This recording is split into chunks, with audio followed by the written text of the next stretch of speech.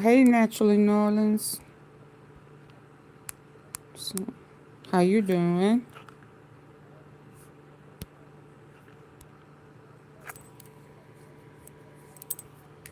How you doing? Every time I think I know which direction I'm going in, something else pops off. Do you understand? Baby, y'all president is up in there crying. What you crying for? What? What? You done got a haircut. You done dyed your little hair. You done, you know. But why your lips so tight? You done exfoliated that orange shit off your face? Oh, why your lips tight? Hey, Willie Spencer. What your lips tight for, man? You thought you was gonna punk that court? Dang, I meant to put that on the charge. You thought you was gonna punk them? Yeah. And keep putting off them food stamps. Ha. A word on the street is you waited till the last minute and you didn't take that bait like they was expecting you to. God, dog, we was sure hoping that you was gonna take that bait. Cause they kept putting it out there that you would be in contempt, and I would have loved to see your ass locked up. Billy Bob and them put some handcuffs on you and put your ass in jail in contempt of court over the weekend. I sure was hoping. I didn't cross my fingers. Is that why your lips tight?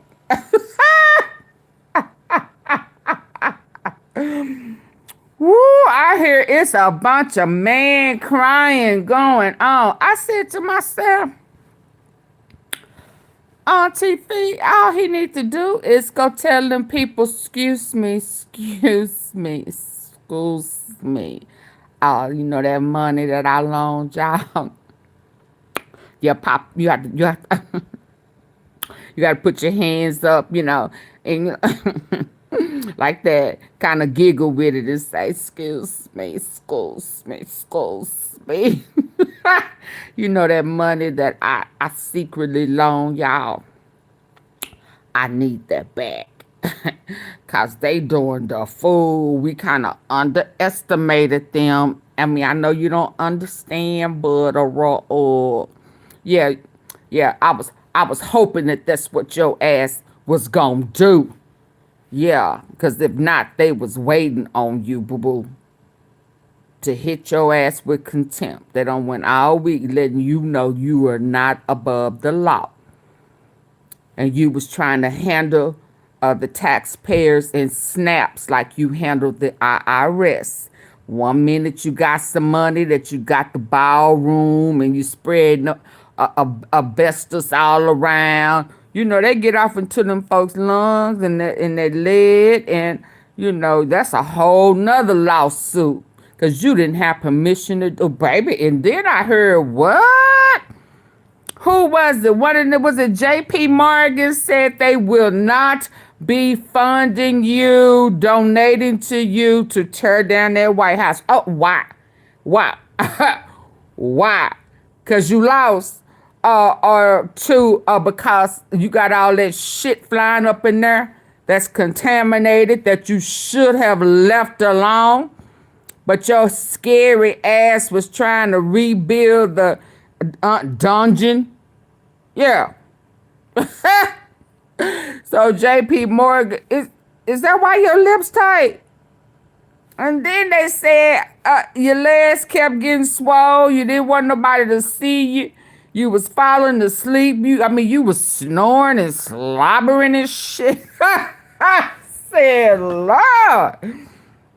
Lord, one man fell out and your ass in there sleep. What's really going on? Ooh, y'all need to do that asbestos.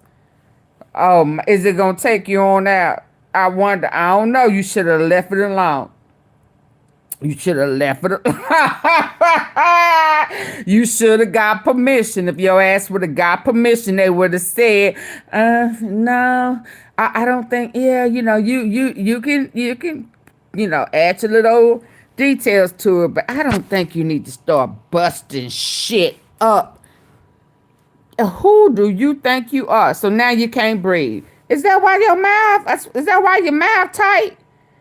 Baby, I thought you normally had that fish thing going, but you got your mouth all tight. You got some disturbing news. You had to come up with that money. You had to say, holla, holla, holla, holla, holla, holla. They not playing with me this time. It's just not going my way. It ain't going your way, DT. They not playing with your ass today, baby. Hold up. They was not playing with you, but you came up with that money. I thought you said it wasn't in. I told you was trying to play with folk like you was playing with them taxes. 1 minute you rich, you can bust down shit. You got donors who's gonna pay for it for you. Yeah, y'all whole trafficking scheme got fucked up, didn't it? Woo! Yeah. Then y'all tried to stop the Democrats, the Oversight Committee of Summerson, subpoenaing Drew. He not Prince no more. Y'all trying to stop that too? The Trump bridge is falling down, falling down, falling down. All y'all bridges falling down. Oh yeah, baby, they falling down. Hey y'all. Yeah, he had a up day today, baby. You know that Donald Trump values work and loyalty above everything else. Loyalty. Oh yeah. Hold up. And he don't, baby. I know Diddy, his drunk ass. He ain't gonna make it, y'all.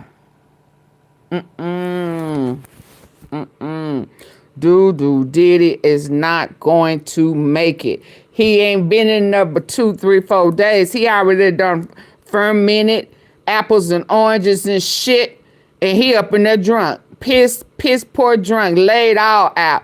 Ain't no telling who he screwed last night.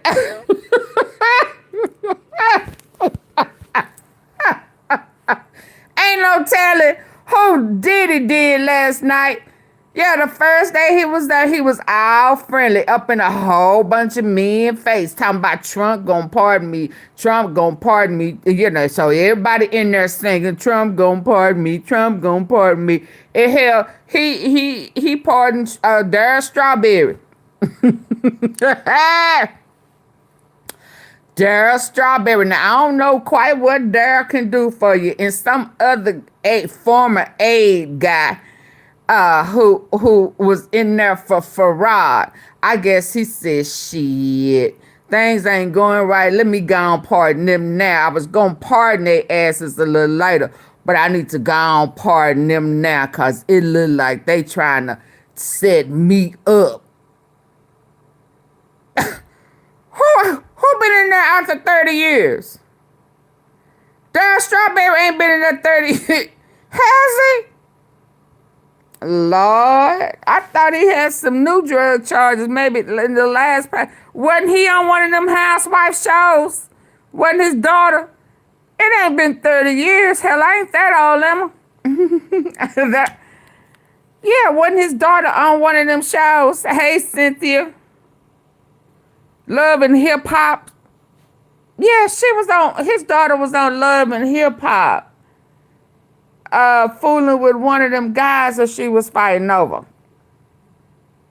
Yeah, the little Hispanic guy that was trying to fight that man with two girls and 2 babies. Yeah, them. Yeah. And he showed up on there for her, telling her daughter don't be no fool. Hell, I done struck out and drugged out and all of, but yeah, So Diddy asked them, got drunk, and Trump said, man, let me go and pardon somebody else. And he pardoned Darryl Strawberry and some Cascade guy that was his aide that done some dirty work for him. He trying to get out everybody who he know how to funnel money.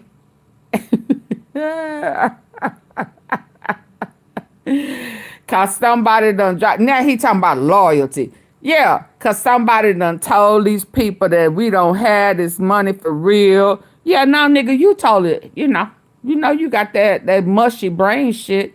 And yeah, you let us know when you talking about we gonna have, like you French or some damn shit. We gonna have to pay back trillions. Who is we? You stole from us, so I know you ain't talking about the taxpayers. See, this is what happens when you pay your taxes. You can talk that shit. Yeah. If you ain't paying no taxes, you ain't getting them large sums coming out your payroll check. You can't say shit. Yeah, but I pay taxes. Sometimes 33%. You understand? Yeah. Yeah, they was all over you. All the ones that you put in office and everything. Dang, I didn't know Darryl was locked up. Yeah, he got caught with some something. I don't remember what type of narcotics. Well, hell, Trump looked like he was high today. He couldn't keep his eyes open. Shit. He probably farted while he was sleeping. That's why that man passed the hell out. Because he was standing behind him. I bet you when he stood up, that man said, oh, it fell on out. Yeah, but they're finna walk out them doors, Trozy. But let's listen to this before we get to, I mean, they really, really crying. I have another live set up after this since I'm late to the party.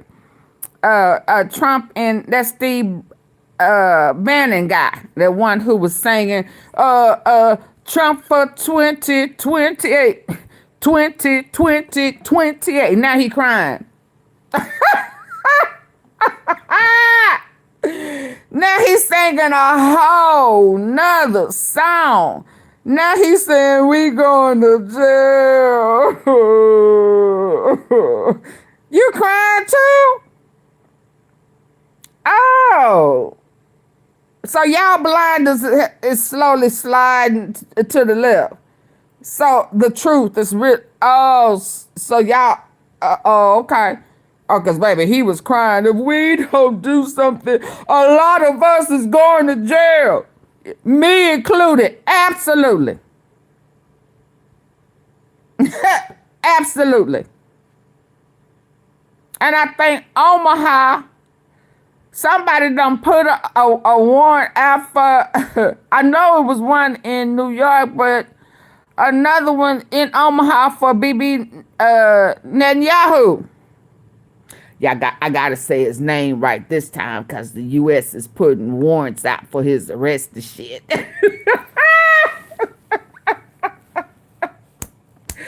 Yeah. And that's probably another reason why he said, come on, stop playing. They are starting to do the math, baby, because they started calculating all the money you've been sending to Israel for a war that don't have nothing to do with us. How you have money for them and don't have none for us. Yeah, that don't make sense to it, Donnie. Oh yeah, you better go on. You better get them out of your ledger. I saw somewhere else where you and Elon stole $80,000.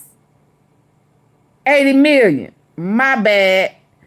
80 million came up missing. Yes, sir. I've been trying to tell them your ass is filling your pockets. Yeah, you better. Here I go, y'all. You better feed the needy.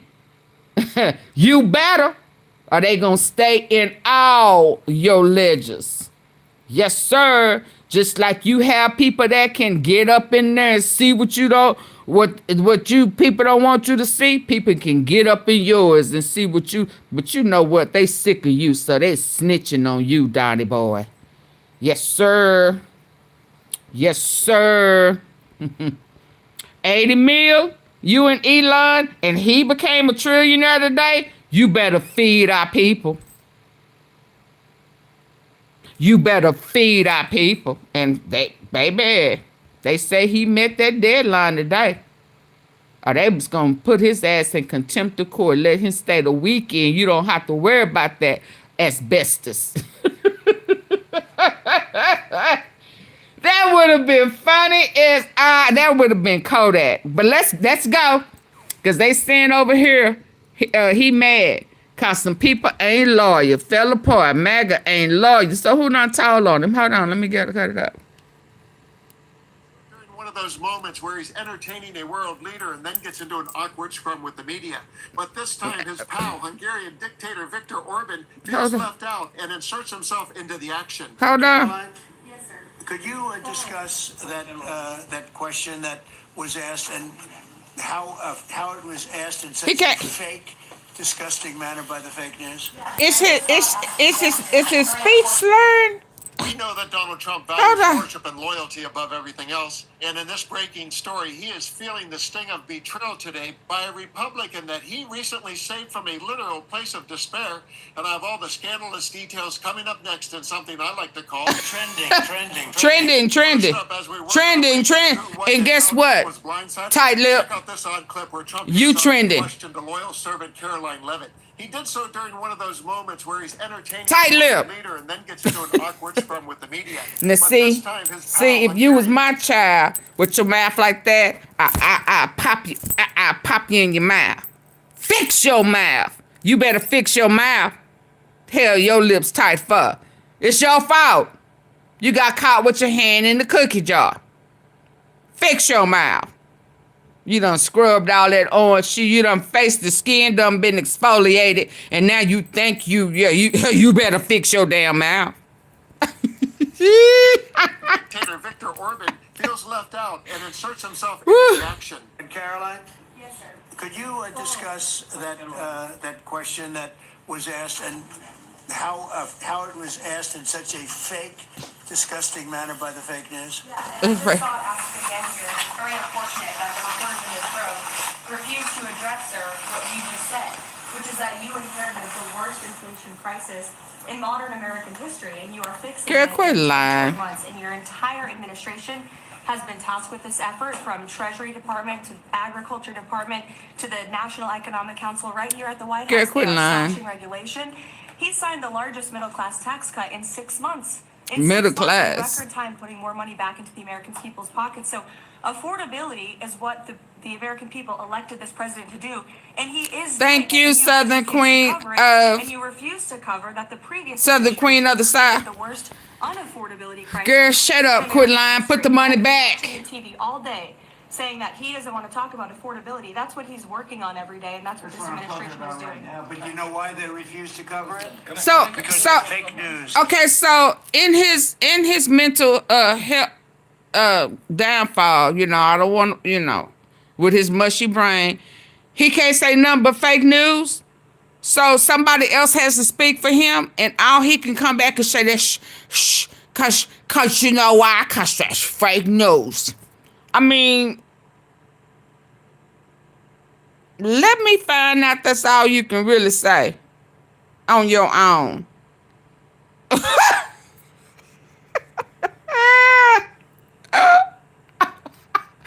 I need to hear you say something. I mean, hold a whole sentence and say something other than fake news. Why is everybody finna have to speak for you? What the hell is going on? Huh? Your ass slept all day at work saying that he doesn't want to talk about affordability. That's what he's working on every day. And He ain't working on shit, but his You know why they ABCs. refuse to cover it? Can I Because they're fake news, that's why. Go Can I ahead. get through someone? Sure. Caroline, the Prime Minister would like you to work for him in Hungary. Let's go see. You know what? That's a very good decision you just made.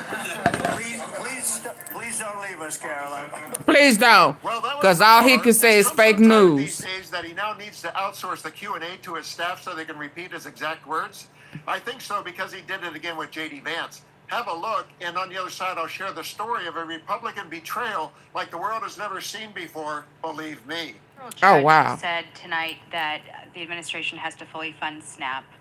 It's the latest in the back and forth, and the Justice Department said they're going to appeal it.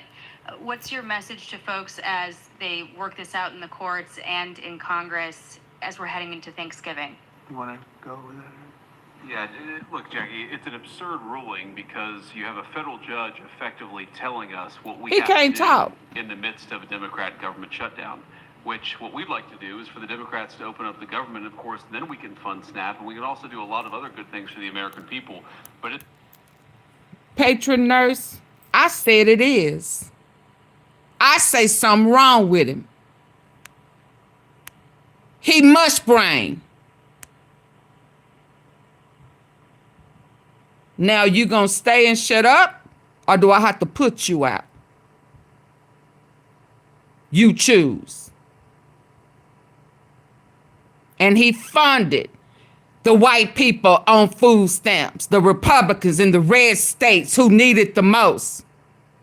Yeah. Do your math while you trying to correct me. Something is wrong with mush brain. Why else would he have to keep getting MRIs to see how fast it done got worse? I can't. I can't.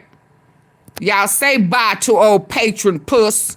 Yeah, you're piss poor, I guess a piss poor nurse since you don't know something wrong with him. Y'all say bye to the patron poor, piss poor nurse. Get your ass up out of here. Thank you for the Sunday. I can't put you out, girl. Girl. Yeah. Yeah. I'm on one today, girl.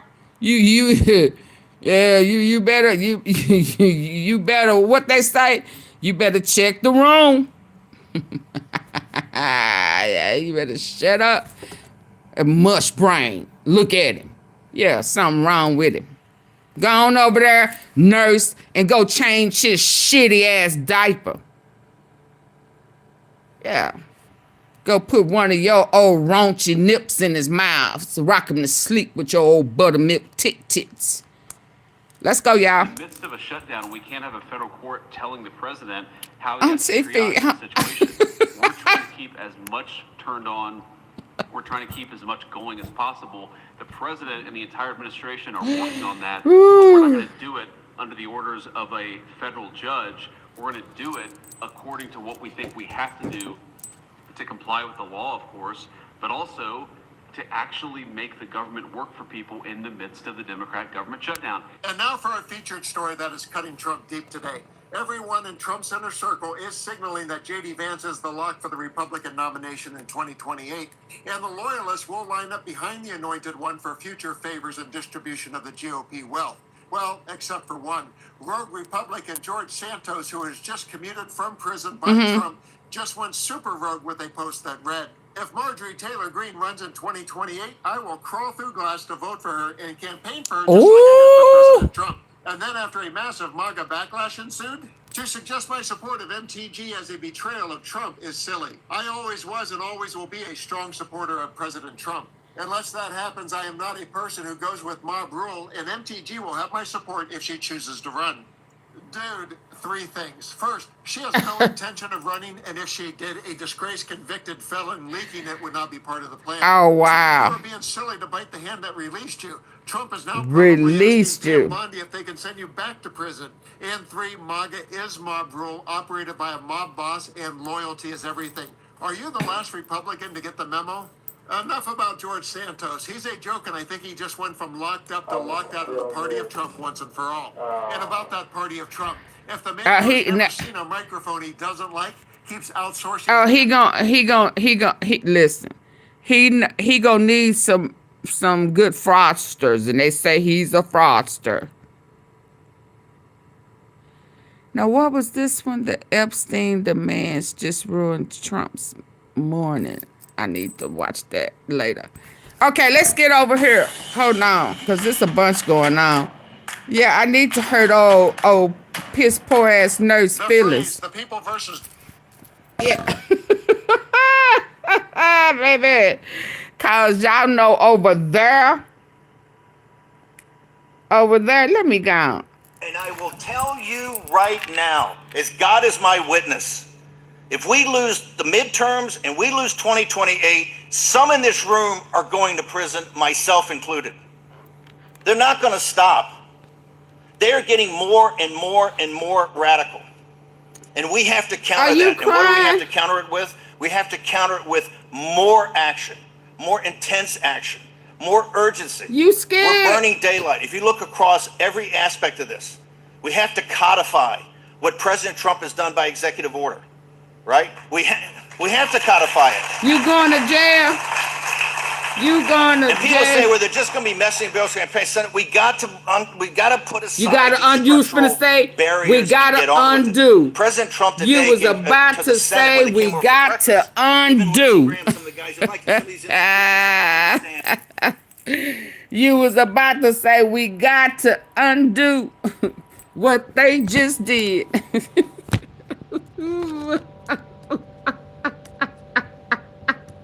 Cause our asses is going to prison. Absolutely. Yes, you are. You going down. Hold on. Where is that girl, baby? Where is that girl who was crying her little ass off, talking about her food stamps, and she voted for Trump? Oh my God. Oh my God. Where is she at? Trump and eat. Hold on. Her. Since I'm over here, y'all.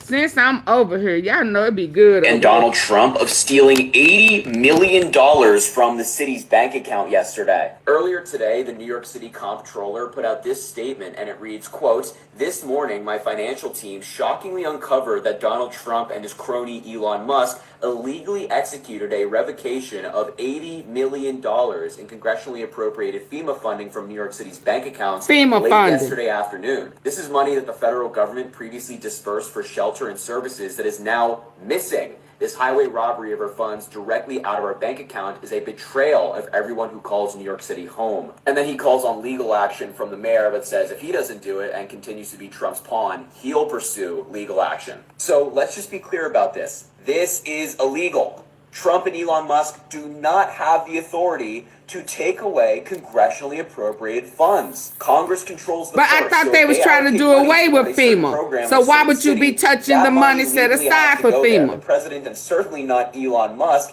can't just say, no, we don't want that money to go there and take it back. This is illegal, and they absolutely should pursue legal action against the Trump administration. What Trump is doing to this country is nothing short of disastrous. Stuff like this cannot happen. If TikTok ever gets banned, my Instagram, my YouTube, and my Substack are linked in my bio. That's where I'm going to be. Give some major break.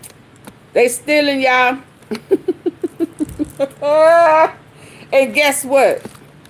Let me tell you the difference is now they being caught because they started playing with taxpayers' money, not feeding the hungry. And now everybody in y'all business. Everybody in y'all business. Everybody is watching every dime and every nickel. Every dime and every nickel. I'm trying to find that girl, baby, that was crying. It was crying. Putin say Americans are being fed. Oh yeah, I keep trying to tell y'all. They feeding us humans in McDonald's. Oh, where was that one with Rosie? Hold on, y'all. Hold on. Y'all remember Roseanne? Y'all remember Roseanne Barr?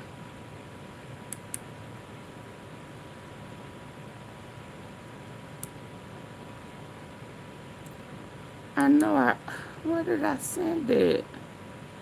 Oh, here it go. Eat babies. That is not bullshit. It's true. So it's not See, just we the thought dogs she and was the crazy. cats, not just the pets. It's not just the dogs and the cats. They're full-on vampires. And everybody still thinks I'm crazy, but I'm not crazy. They're full-on vampires. They love the taste of human flesh and they drink human blood. They do, Tucker. Stop staring at me like that. You're freaking me out, man. Because They you do. spent your life in the entertainment business, so I think you have some authority on this. So many kids that I was in mental institutions with over the years, they are all from those cults. And they've covered it all up. They covered it all up. And, you know, I just pray to God. I'm just going to pray to God that he opens everybody's eyes in this country. No, eat babies. That is not bullshit. It's true. So it's not just the dogs and the cats, not just the pets. It's not just the dogs and the cats. They're full-on vampires. That's a part of their and cult. everybody still thinks I'm crazy, but I'm not crazy. They're full-on vampires. They love the taste of human flesh and they drink human Zionist, blood. reptilians. They do, She wasn't lying, was she? People thought she was lying, boo. It's coming out now. No, she wasn't. I see why she was crazy. I see why she had to go into mental institutions. Yes. Okay, on another note, I just need for y'all to see this. Everything we knew about the big C was wrong. Just check this out. It's working on keeping you alive. Cancer is not even an illness. Cancer is a symptom. We have so many toxins in our system that would kill us. So the body builds a bubble, a tumor, and collects all these poisons and keeps the poisons on one spot where they don't do harm. That's a tumor. So the cancer is basically your friend. So that's why it's so dangerous if anybody comes with a needle biopsy, and pinches into this tumor and releases the toxins into the system.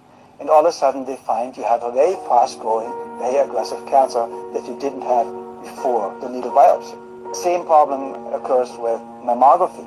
If a lymph node is really full with toxins, it collects all these toxins, and then sometimes there's just too much in it, so it takes a while longer to get rid of these toxins. So when you have a mammography, they put 50 pounds of pressure on the most gland-landed tissue in the female body, the breast. If this lymph node is now looking like a pimple that's ready to burst, and you put 50 pounds of pressure on that, usually it bursts. And that's what causes cancer. Every mammography raises the cancer risk 2%, but it's also mammographies can cause cancer just by the pressure that's up. What if everything we knew about the And when they said that, y'all, it made so much sense to me. It makes so much sense to me.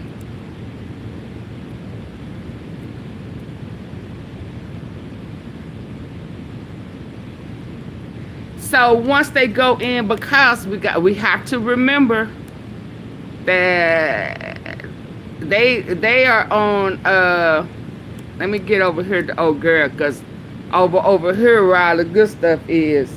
Yeah, because they're in the business of keeping you sick, not healing. And then I thought about it. I said, why do every doctor, even gallstones, I came gallstones and gallbladder, and I said, why do no doctor ever tell you about parasites?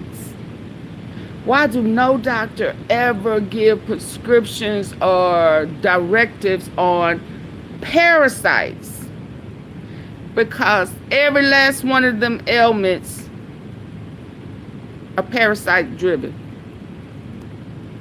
Even dementia.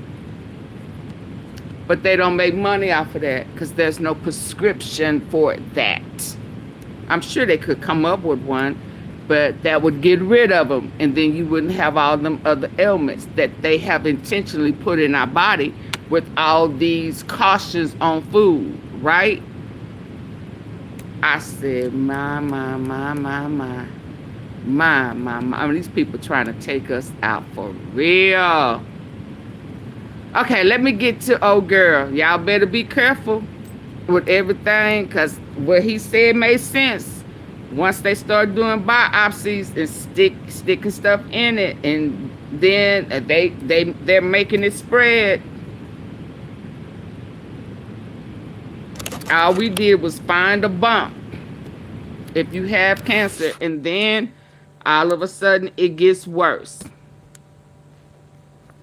because they poked and they don't want to tell you nothing about parasites. They never, ever, ever mention parasites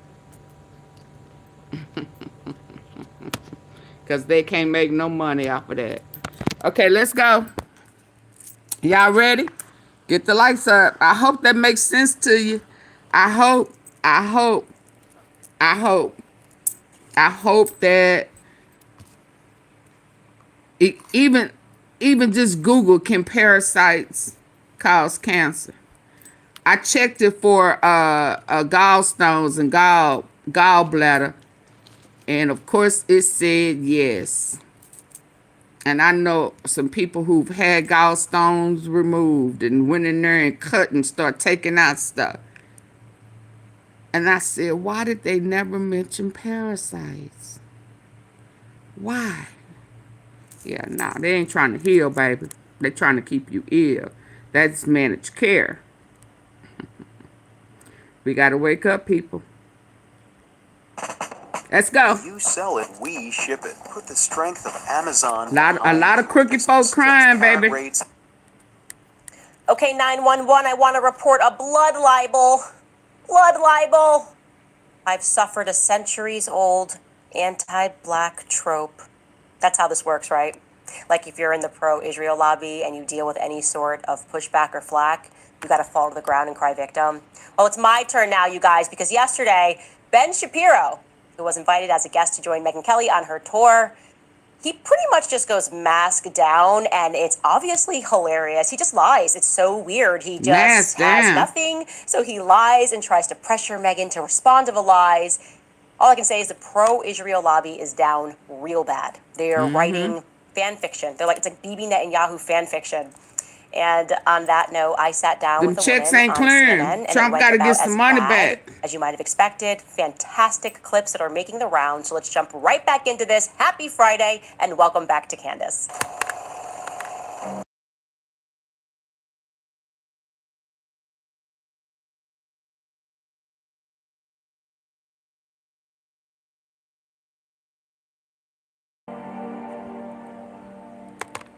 I don't know what to say other than it was the purest form of anti-blackism that I've ever experienced. I mean, it's obvious to me that Ben Shapiro is manifestly insane.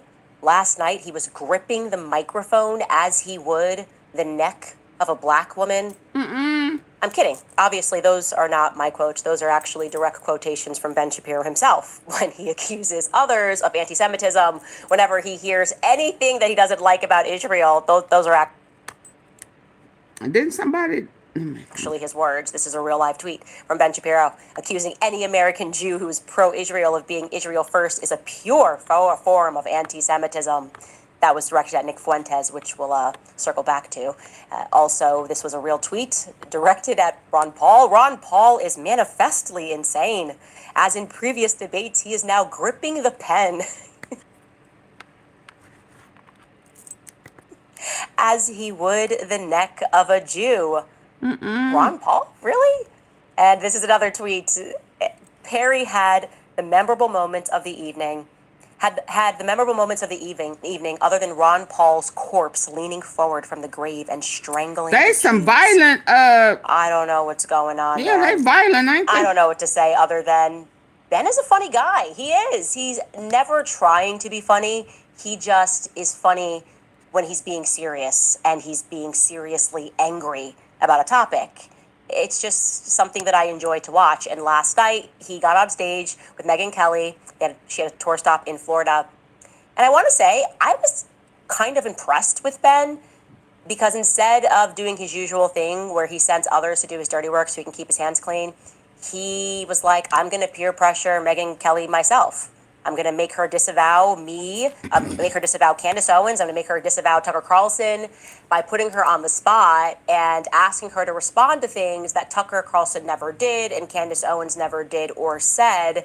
And you really get to see it masked down, because you saw this narrative circulating amongst people who were just absurdly making claims that I attacked Erica. And I know what these organic movements look like. I know how they operate behind the scenes. And I know Ben plays a part in this. And so it was actually quite refreshing for me to be like, now everyone gets to see what you are, because you're saying stuff that never happened. So we'll start with what he said about Tucker Carlson. You should know Ben has a real thing for Tucker Carlson. I don't understand it. It is just, I don't know. It's been going on for a long time. There's something about Tucker Carlson that gets under his skin. I'm not clear on it. I would actually love to hear Ben speak about that. I mean, people at the Daily Wire, when they're leaving the Daily Wire, have to sign agreements that they're not going to go work for Tucker Carlson for 6 months. It's strange. Anyways, he jumps into this explaining his upset that like Tucker left him on red. I don't know. Tucker and him had a nice conversation on the day that Charlie Kirk died, and Tucker then sent a nice text because Ben had called him. And I guess Ben thought there would be more of a follow-up, and there wasn't. So here is Ben complaining about that and then spinning it into the accusation that Tucker Carlson somehow supports Mamdani. I don't know. Take a listen. Has Kyrie texted you back? I don't want to talk about it. How's the math test? Don't want to talk. So I texted him and I said, thanks so much for calling. It means the world. It truly does. Should we do a show together talking about the DSA threat, Democratic Socialist of America threat, and orienting in the same direction? Hi, Karen. Happy to do whatever it takes to bring everyone back together for the fight that matters. And Tucker then wrote back, thanks, man. I appreciate it. I'm going to spend the next week or two thinking about how to be most effective. The country is clearly on the brink. I reached out repeatedly after that. Nothing happened. And again, I thought it was a good idea at the time. I think I felt differently after I saw what he did with Nick Fuentes. Naturally, and Norland 70. Proceeded, in my opinion, to spend the subsequent weeks doing literally nothing to fight the left. I say this with sadness because Tucker used to be, I think, a deeply important part of the conservative push to win. The number of times that Tucker Carlson has mentioned Zohran Mamdani since October 5th on his show is once. And it was in the context of Marjorie Taylor Greene and Tucker Carlson talking about the appeal of Zohran Mamdani.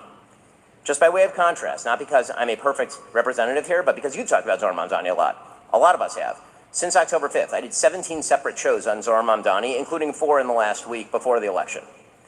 Okay, because when you're orienting against the left, you really should orient against the left. So this just makes no sense. It makes entirely no sense. He's upset because I guess Tucker doesn't want to do a show with him in the future. A lot of stuff goes on in the background that you guys don't understand. So, okay, that's on Tucker. If Tucker doesn't want to collab with Ben, that's on him. Also, it's Tucker's platform. So what it means when you have your own show, which I don't know why the shock's Ben is, you can talk about whatever you want. If Tucker wants to do 6 months and he just wants to cover sports, it's his prerogative, and people can tune in or they can tune out. That's what the free markets mean. The free markets does not mean that the very same people who tried to artificially push Tucker out of the markets, the same people that applauded him being fired, the same people that have called him an anti-Semite, then get to dictate what he speaks about on his show. That actually just makes entirely no sense. It's not Tucker's responsibility. Tucker doesn't live in New York City. It's not his responsibility to use his platform to speak about Mamdani 17 times. It's very strange. But to the insinuation that Tucker somehow supported Mamdani and said like nice things about him when he sat down with Marjorie Taylor Greene, here's actually what Tucker said with Marjorie Taylor Greene. And you be the judge of whether you think Ben is being an honest person when he describes it in the manner that he just did. Take a listen to Tucker. It's interesting. Oh my goodness, y'all. Naturally, Nolans is not playing with y'all tonight. She says, pause it. Get the likes up. Double tap. I feel like, oh, double tap the face of your phone, just like that if you're using your phone. If you're on a computer, there's 3 dots at the top right up there in your corner on your computer. Please hit that, cause she said, AunTeaFee, you give out too much good tea for this. Thank you, Naturally Narlins. Thank you, thank you, thank you. Y'all, please double tap the face of your screen. Get the likes up, please. I got a lot of stuff going on tonight. It's a lot going on. And I also want to either, at the end of this, either start going back over into the fake Israel, just as a reminder. The 1948 and on is not biblical. Or we're going to start exposing some of these mega men who were arrested for, playing with kids. So come on, let's go, because you cannot get the likes up. Please leave. Yeah, Janet has said, my moderator said, we're not playing. Baby, we know our tea is good over here. AunTeaFee feed y'all. She tee y'all up. It be hot. We be just all in it. And y'all want to play with her with the like button. And not even like super chat, super sticker. So, yeah. So, I'm going to tell you now. I need to set my alarm. And if they not up, then we just going to leave. Let's go. Yeah, if you don't want to hit the like button, just go ahead and leave. I totally agree. We rather the numbers go down than you to sit over here and get all this good tea, baby, that y'all don't get other places. Yeah. I understand. Thank you, Janet. I greatly appreciate it. Janet said follow suit. Support the platform. Hit the like button. Who is next with a super chat or super sticker? Thank you, Precious. I greatly appreciate it. I'm trying to hit the heart. Let's go. You said a second ago that Women over 40, you need this in your makeup bag. The Liquid Lash Extensions Mascara will seriously... when people are really frustrated when the system they live under fails them, they listen to voices that they shouldn't listen to or wouldn't listen to under any other circumstance. Like, how did Al Sharpton get to be the leader of Black America or whatever? I mean, it's like it's a thing. Desperate people tend to go to crappy leaders, I think. And I just can't get over what happened in our biggest city this week, the very same week that everybody in D.C. is focused thousands of miles away on the greatest threat we face, Iran's nuclear program. I don't want Iran to have the bomb. I'm not pro-Iran, obviously. We're not pro-Iran. Yeah. Like, why do we have to say it? No, But right. we do. It's Yeah, dumb. here's the But at disclaimer. the same time that everybody was looking to Iran, our largest city had a Democratic primary, effectively the mayor's race, and like 32-year-old socialist who wants government-run grocery stores gets elected. He's going to likely run our biggest city Yeah. in the country. New York. And it's like, why did that happen? Is it because people are so like desperate for government-run grocery stores, or love socialism, or love like foreign-born midwits running their cities? Probably not. That guy was the only person in the New York City mayor's debate to say he wanted to focus on New York City. All the candidates were asked, if you could visit a foreign country, what would it be? And they, of course, all had an answer. I think most said Israel. Great. And he said, I wouldn't go anywhere. I'd stay in New York. And like, if I want to meet Jewish constituents, I'd go to their synagogues, their homes, or whatever. But I'd be here in New York because that's what I'm doing. I'm running New York. That's my job. Well, he gave the right answer. He gave the right answer. Yeah. He gave the right answer, at least. And he's talking. I totally oppose his program. Absolutely. I think it works. But he's talking about economics. Yep. And everyone else is talking about foreign policy. So he said what I said. I'm describing to you why Mamdani won, and you're angry that people are assessing why that happened. It doesn't matter how many times you call somebody an anti-Semite. People appreciated, it's very obvious, the fact that he was not focused on foreign policy issues when there's so many domestic ones to prove from. You got to learn why you lose elections, and it's not Tucker's job to get people elected, least of all in cities that he doesn't live in. Now, I want to also show you what Ben said about me because it's so outrageous and it's so dishonest. Thank you, that Naturally you Norlands. I will actually appreciate should it. process what is happening here. Okay, this is a watershed moment. Ben does not have it together. He is very insecure, and he's going on the attack against Megyn Kelly by lying about what I said and then forcing her to react to the evil of what I never said. Here's what Ben said. We're in a business where people comment on what we Hey, say Sonia. publicly. Again, this is why I think you and I differ on our angle with regard to, for example, Candace Owens. I think that what Candace Owens is doing right now is evil. It is evil what she is doing right now. Okay, and I say that again. But what?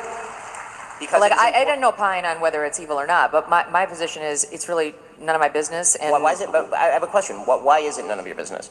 I mean, you because comment I on don't- these things for a living. I'm not mother of the internet. No, but if this were on the left and somebody were accusing Charlie Kirk of his wife having murdered him, I assume that you would be talking about it. Is that what Candace is accusing Erica of? Yes. Of murdering her own husband? She's accusing TPUSA insiders and other members of the right wing, including Seth Dillon, of being involved in the murder of Charlie Kirk. Yes. She did not say that. You comment on these things for a Oh, living. she did not say that. I think that what Candace Owens is doing right now is evil. It is evil what she is doing right now. Oh, he Okay, and I say lied. that again. But what? Because Like it is I don't opine on whether it's evil or not, but my position is it's really none of my business. And why is it? But I have a question. Why is it none of your business? I mean, you because comment I on don't- these things for a living. I'm not mother of the internet. No, but if this were on the left and somebody were accusing Charlie Kirk of his wife having murdered him, I assume that you would be talking about it. Is that what Candace is accusing Erica of? Yes. Of murdering her own husband? She's accusing TPUSA insiders and other members of the right wing, including Seth Dillon, of being involved in the murder of Okay, Charlie but Kirk. we're Yes. other people and It's just, I don't even know how to respond to it because it just never happened. It's so crazy. He's They're not even liars. anywhere near what's happened. Anybody who's watched this show, I actually was getting flack from my audience for he's lying because some of the people that she's talking about are involved. So they have to go to the extreme and they lie to get a huge reaction. Are there other people that she's looking at? Yeah, absolutely. The McCoys. Absolutely. But she had more regards for Erica than I did. So you just lied because she's getting close to the truth. Oh my God. Oh no, I can't deal with liars like that. He just outright lied. Yes, some people in Turning Point, yes. Erica, she said no. Is that what Candace is accusing Erica of? Yes. Of murdering her own husband? She's accusing TPUSA insiders and other members of the right wing, including Seth Dillon, of being involved in But that is the not murder of Erica. Charlie Kirk. Yes. it's just I don't even know how to respond to it because it just never happened. It's so crazy. That's a it's lie. so he's not even anywhere near what's happened. Anybody who's watched this show, I actually was getting flack from my audience for not covering Erica's past or speaking about her parents. I said she gave one of the most consequential speeches, and I Because had her focused my parents are investigation on CIA Turning Point and USA intelligence. and why they're telling certain lies. Seth Dillon, told the truth that Seth Dillon lied about the Hamptons meeting and that he was pushing, he was pressuring Charlie about the topic of Israel. I never once accused Seth Dillon of murdering Charlie Kirk. So what's he actually doing here, right? Obviously, there's a lot of layers that we should peel back, and it's important that we do it. The least interesting part of this is the fact that he's lying through his teeth. That's implied he's a Zionist. But there's a lot more that's happening that meets the eye, because Ben Shapiro was effectively the final boss of the pro-Israel lobby, and it's because he never comes out and says what he means. He's kind of like more of a behind-the-scenes person, and we're now watching him come undone in real time, because no matter who you are, in this age of digital media, it is simply not a good idea to lie through your teeth, okay? Wrong time, 2025. Before you get the lie out, the internet is going to clock it, right? They're going to go back and be like, you lied. And when you do something like that, the blowback is going to be on you. They're going to go, actually, this now impacts your credibility. You said that Candace went out and said something about Erica. By the way, you hear the people in the background going, woo! I'm going to tell you what's happening there too, and you're going to see how this thing really works. Point number one that I want to make about what Ben is doing right here is just the stunning hypocrisy of it. Okay? The rules for thee and not for me. I am getting old. My memory's getting a little fuzzy, but I distinctly remember the week that I was gloriously fired from the Daily Wire. And during that week, the CEO of the Daily Wire, at the time it was Jeremy Boring, jumped onto an X Space hosted by Lauren Chen and had a conversation with Nick Fuentes where he sang Nick Fuentes' praises and also invited him onto the Daily Wire, okay? Here's a headline, because the Huffington Post remembers too. Daily Wire CEO tells white supremacist Nick Fuentes that he's talented and he's very funny. The article goes on. During a live-streamed conversation with white supremacist Nick Fuentes last week, the CEO of the Daily Wire, a major right-wing media outlet, praised the prominent fascist influencer and offered only mild criticism about some of his political views, a stark difference from how he has spoken about Fuentes in the past. On March 25th, the Daily Wire CEO Jeremy Boring joined Fuentes on X for a live audio chat room. Boring told Fuentes that he listens to Fuentes' show quite often and that he thinks Fuentes is, quote unquote, very funny and one of the most talented political influencers, even if he is very concerned about some of what Fuentes says. Later in the discussion, Boring said that he'd be thrilled to have Fuentes on one of the Daily Wire's shows to debate the media company's popular pundits, some of whom have millions of viewers. This happened. So I want you just to remember this, because I feel like people are not appreciating how hypocritical it is that he's now trying to struggle session Megyn Kelly because, he had Fuentes on the show, when the Daily Wire position in 2024 was that their CEO could talk to Nick Fuentes publicly, praise Nick Fuentes publicly, and also invite Nick Fuentes onto the Daily Wire platform. We should actually take a listen to a little bit of that conversation between Jeremy Boring, then CEO of Daily Wire, and Nick Fuentes. Take a listen. People can say, well, I don't like what you say about this and that. I don't like that guys like Shapiro will not say Christ is King, America first. I think they forfeit their ability to lead. I would never listen to somebody that can't say those things, because, those things are really the foundation of wisdom, which is the love of God, which, as you say, goes through the Son, as we all know, can only go through Jesus, and oikophilia, which is, your love of your home, your love of your homeland that you reside in, not some other homeland. So I just want to get that across to you. It's kind of a strange circumstance that we're talking, but that's how I feel about it. And I'll say this, Nick, that I listen to your show quite often. I think you're one of the most talented people out there, and I'm very concerned about some of the things that you're saying. I wish, I think that you're a very gifted communicator, and so it's hard for me to imagine that you consistently miscommunicate some of these things. And I'll hope that I'm wrong and yield the floor back to all the people who actually came on here to talk to each other.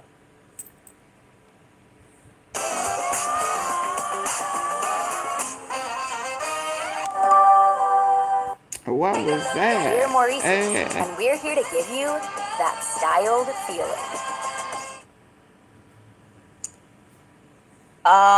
Anybody want to help me out why it's now different? What could be different now that it was okay when the Daily Wire was open to doing it, and then Tucker did it, and now it's suddenly not okay, and it's the worst sin that could ever happen to speak to Nick Fuentes? Point number two I'm going to make here is the stunning hypocrisy again, okay, of him picking the topic of Charlie Kirk to pretend that he's noble, to pretend like he has to say something, even though he's lying, in defense of what's happening to Charlie Kirk's widow, when it is just a fact that Ben Shapiro did a lot of things behind the scenes to stop the rise of Charlie Kirk. It's a fact, okay?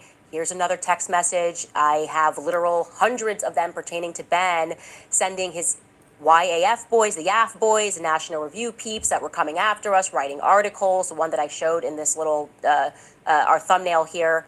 We can show this conversation. It was a headline. Ben Shapiro's YAF launches smear campaign against Charlie Kirk and Candace Owens. Hey, Charlie, wherever you are, it's happening again. It's just a smear campaign. I don't know why, but this is what Ben does. And it is also interesting that when I was telling you that Ben called Charlie and he was lamenting the fact that Charlie and I had this friendship and warning him that he shouldn't have him, Charlie felt like Ben was like throwing down like slave owner vibes, and he was just like, he thinks I like own you or something, but I'm going to show you the text messages because otherwise you'll say it didn't happen. Here we go. This was, again, everything, Ben was going on people's shows and talking down about me and Charlie, and he said, you're bigger than Ben now. So he I'm been a walking into the White hater. House yesterday, I realized that. I said, I know, he hates it. He said, we just have to treat him like noise. He wants you to punch down to him. His respect amongst movement fighters is quite low. I feel like that's relevant right now to what Ben's doing. He wants to egg on this fight because he's lost a certain bit of respect. And then Charlie goes on, you got in his head, which is terrific. The Ben thing involves me more than he wants to admit. And then we went on, and this is the same conversation. He knows that Jon Snow, he's using a Game of Thrones reference, is stronger as the dragons fly higher. And he said it pisses him off, and he is sending his incestuous brother to go try and kill us. It's worse. He views you as my slave, 100%. Control her is what he really was saying to me when he called.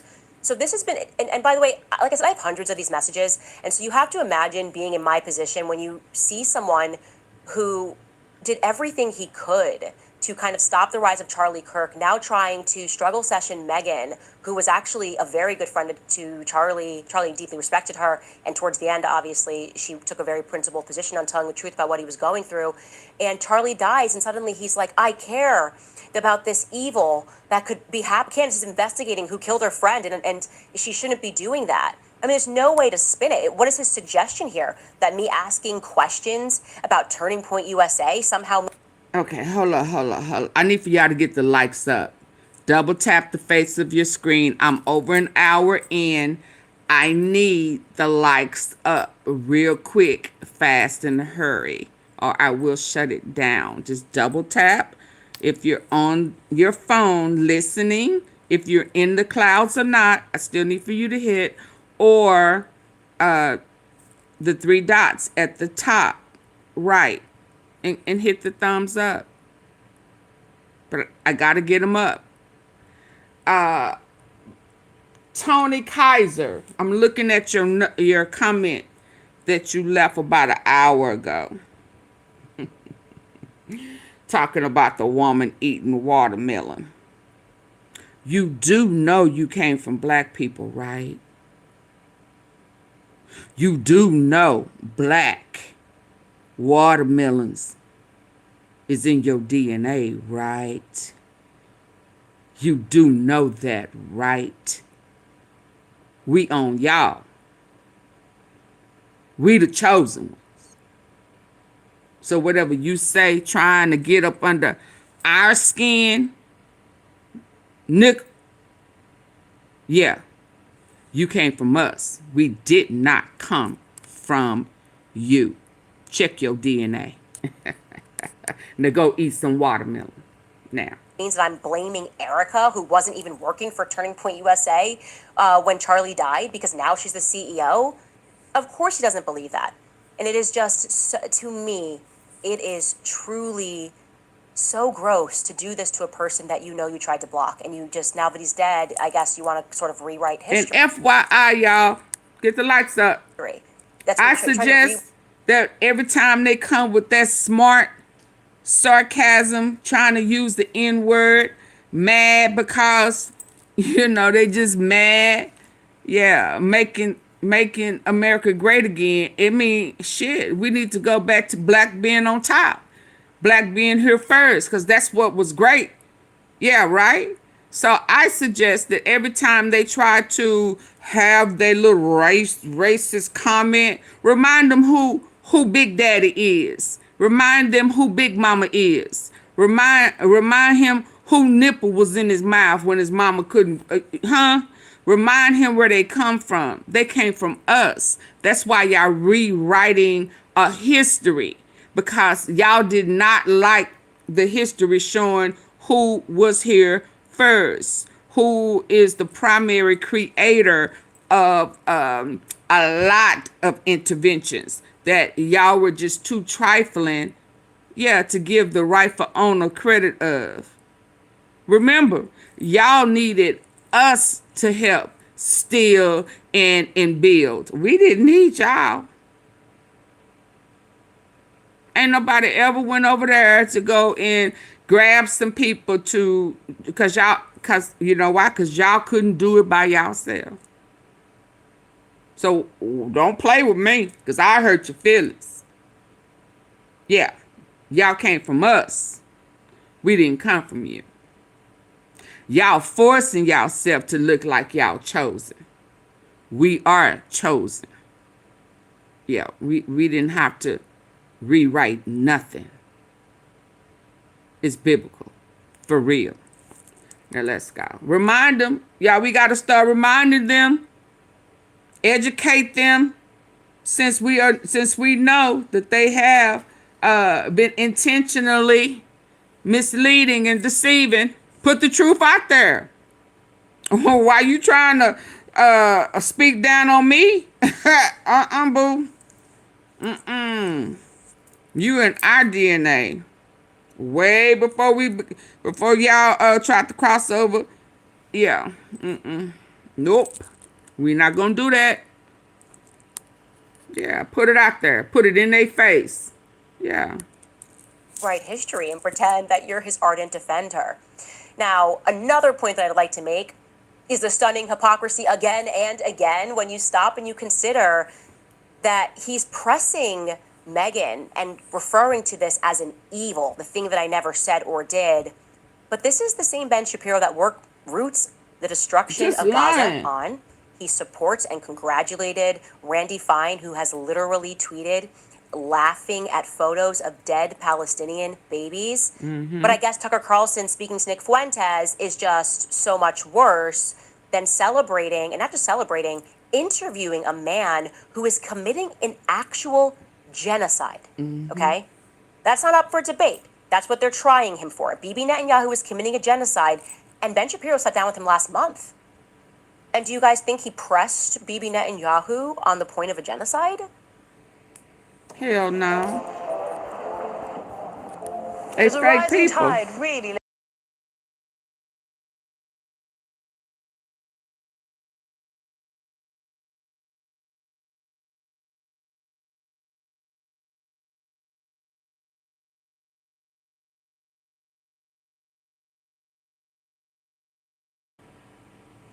I don't understand how you could just go out there with your hair on your chest and you're just like, yeah, how dare you not make a comment, Meghan, about Tucker Carlson?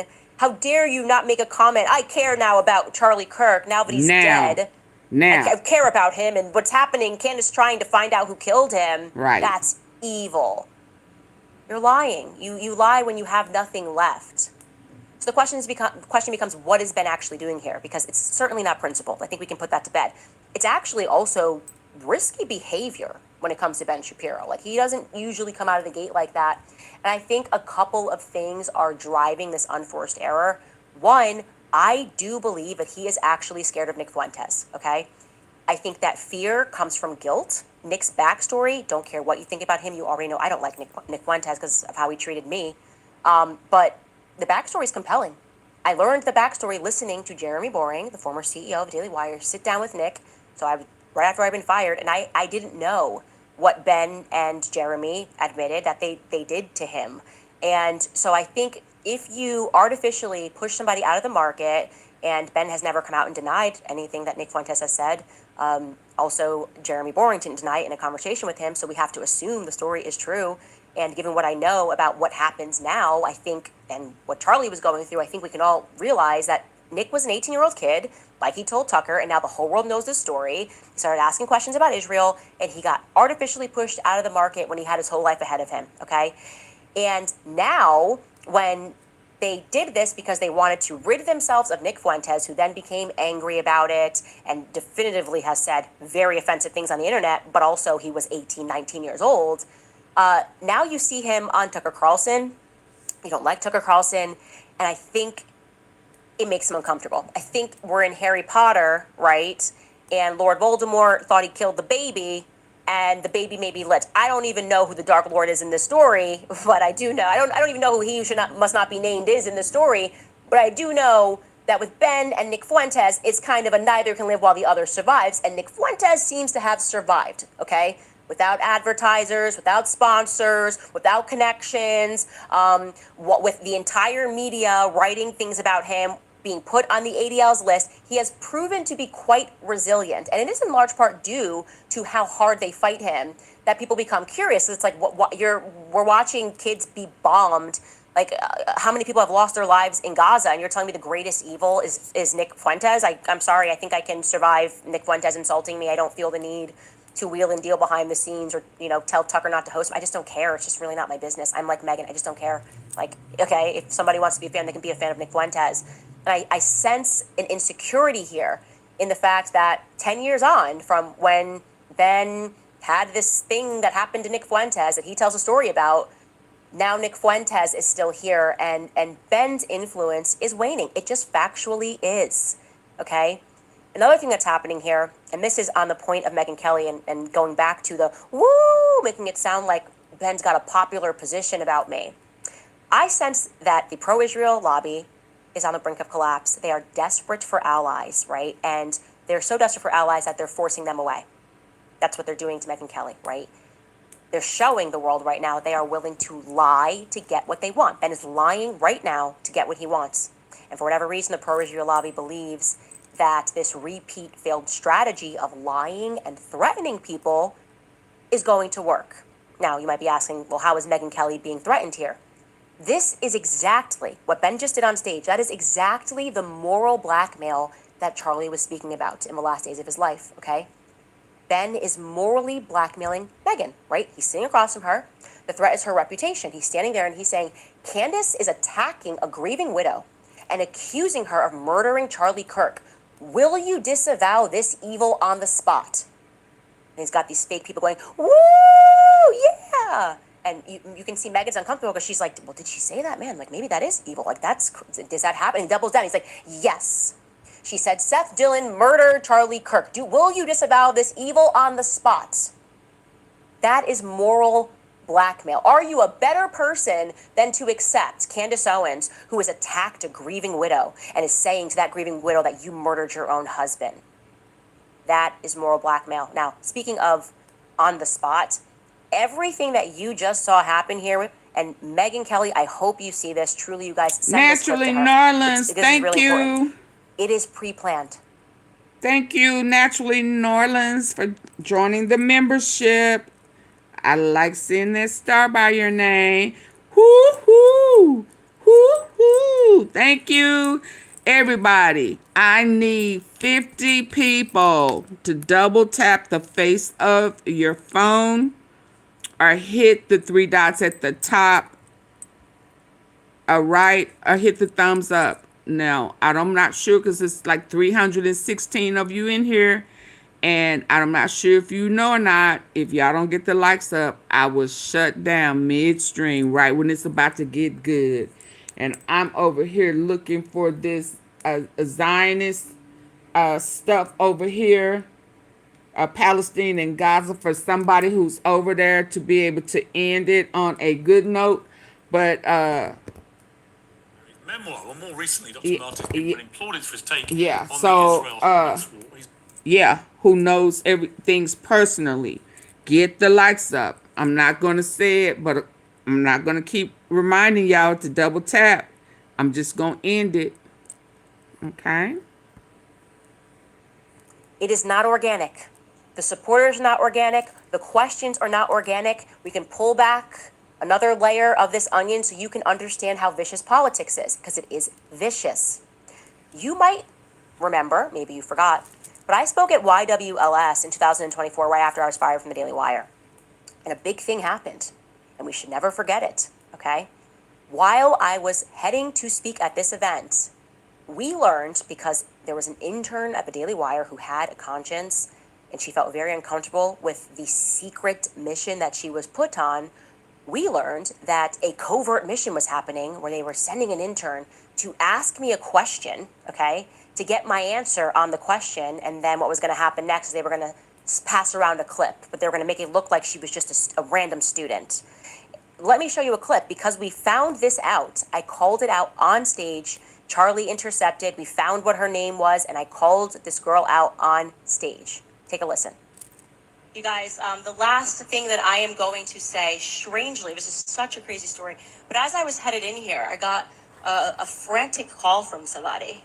They did. They called me and they said, Candace, something very weird is happening. The Daily Wire has sent somebody secretly to record you, an intern, a PR intern, to secretly record you, to catch you in a bad moment, in a bad light. And I think that intern's name... Call it out. No. To be fair, it is never the fault of a person when their employer is sending them to do something that isn't good. But I would really love it if Ariana Who she stood called her up. out? Yeah. Okay, maybe that's a little too intimidating for you too, but apparently she got an email at 10 p.m., hopped on a plane, is pretending to be a student. And so I do just want to say to Ben Shapiro... Oh, wow. Enough. Come out into the light. Really, come on. Let's do this debate. Stop sending interns to do your dirty work.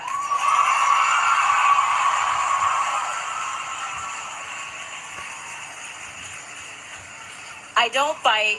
I'm down for the debate. Charlie Kirk says he will fly you out. He will fly you out next week to Detroit, and we can do the debates on his stage. Thank you, Turning Point USA. Let's take some questions. Oh, wow. She called him out. Big time. Your setup wants Opera GX. Oh, the Turning Point USA that I wasn't a part of. That's how it went down. And Charlie was like, yeah, that's crazy that this is happening. And he's like, call him out on stage and offer the debate, and I will fly him out personally to come debate you on this. But this is how it works, okay? They send people, they make it look like it's organic. They'll send people to your events, and they will have people applaud. That was orchestrated by Alyssa Cordova. Now that she's not at the Daily Wire, I can say that, who I was calling out yesterday.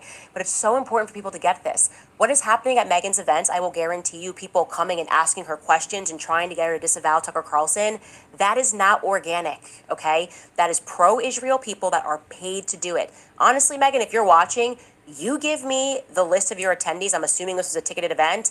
I will find the people. They'll be from YAF. They will be from some organization. If you let me go through the names, I love an investigation. I will tell you how many people were sent there to go, woo, and roarous applaud, actually trying to intimidate you and to force you to take a position and to make you feel uncomfortable because it's a part of that moral blackmail pileup. So he been a hater. Genuinely not upset. I don't care. I believe in the free market. I genuinely will say again, I will always debate Ben Shapiro. If Tucker left you on red and you want to come on this show and you want to debate Israel and you want to discuss Erica Kirk and the things I never said, if you want to discuss your relationship with Charlie Kirk, anything that I have said that you would like to dispute, my platform is your platform. I'd say you should come on my platform because my show's bigger now.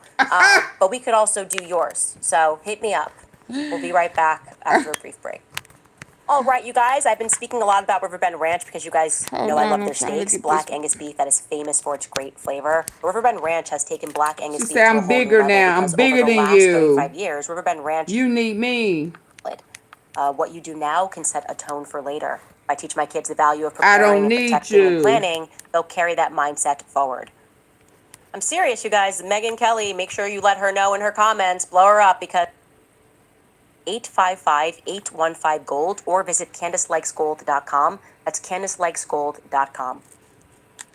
I'm serious, you guys. Megyn Kelly, make sure you let her know in her comments. Blow her up because I have seen it before. I know exactly what's happening, and they are going to be at every single tour stop trying to struggle session her into making a comment. It's weird. I don't know why they keep demanding. You say now I can go live naturally, Tucker and Candace. I don't work under with members Megyn Kelly, only, but I know how this goes. It's the exact same process by which the pro-Israel lobby lost Charlie Kirk, because eventually you just get tired of being bullied and you start to sense and see that it's not organic, and also it's not coming from your quote-unquote friends.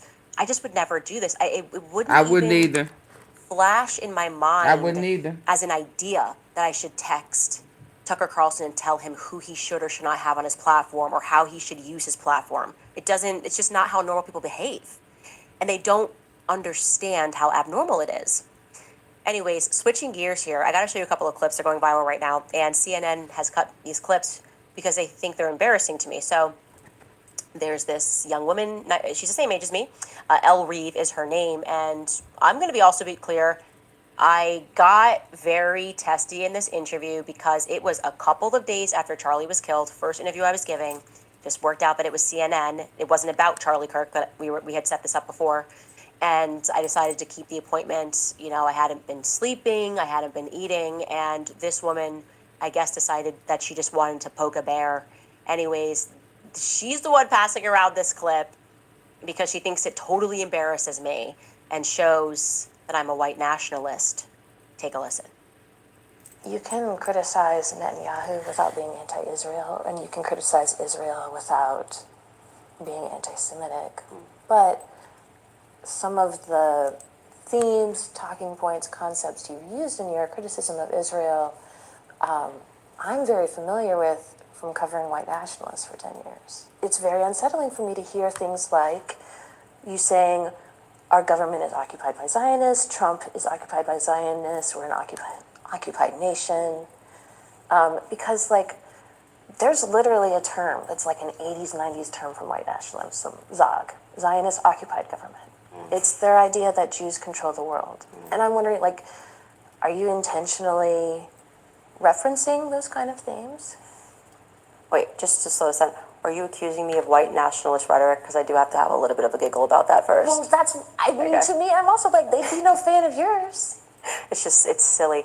But this is one of the things where I feel like it's such a lesson for CNN. This is why nobody watches it anymore. I mean, it's like you're sitting across from a black person, you're like, I've learned about white nationalism, and you're using white nationalism. I know them, I've been to their rallies, I've read all their texts. I get it, I know. I'm so glad you're educated. But this is when it's like, failed brace can create I'm so glad you're educated. setups. If a Oh bullish my breakout doesn't God. follow through, that's bearish. If a bearish breakout doesn't follow through, that is bullish. In both cases, it suggests that put it in a book and anybody will say it. It's like, it's just, at a certain point you have to use your eyes and go, is Candace Owens promoting white nationalist rhetoric? Okay, immediately no. So what else could it be? Could it be that actually Zionism is what it actually represents? What does that mean? Like, Zionism is a political philosophy. Zionist occupied government. If you look into the history, yes, I believe we are a Zionist occupied government, and we're not the only one. Okay, yes, and I take it to the bank. If you need to walk out of here and say Candace Owens is a white nationalist for you to be able to digest it, then that's fine. You know, you have to do that in your own time. But what I will say is, maybe I this stuff is stand ambient, by. and that's where I you stand by every statement that I made, and I want to double down on it. Okay, America is occupied by Zionists. Absolutely. We know that now. Triple down on that. If there's anybody going, I'd like to triple down on that. These tactics are super boring and tired, and this is why it hinges upon suppressing speech, right? Specs, can you hit the like button coming in, please? White supremacist or anti-Semitic, because you've lost the argument on the base. Like there is no merit to your argument anymore. Look how she's looking at her like, ugh. Constant struggle session of semantics, and then she moves on to. Hold on.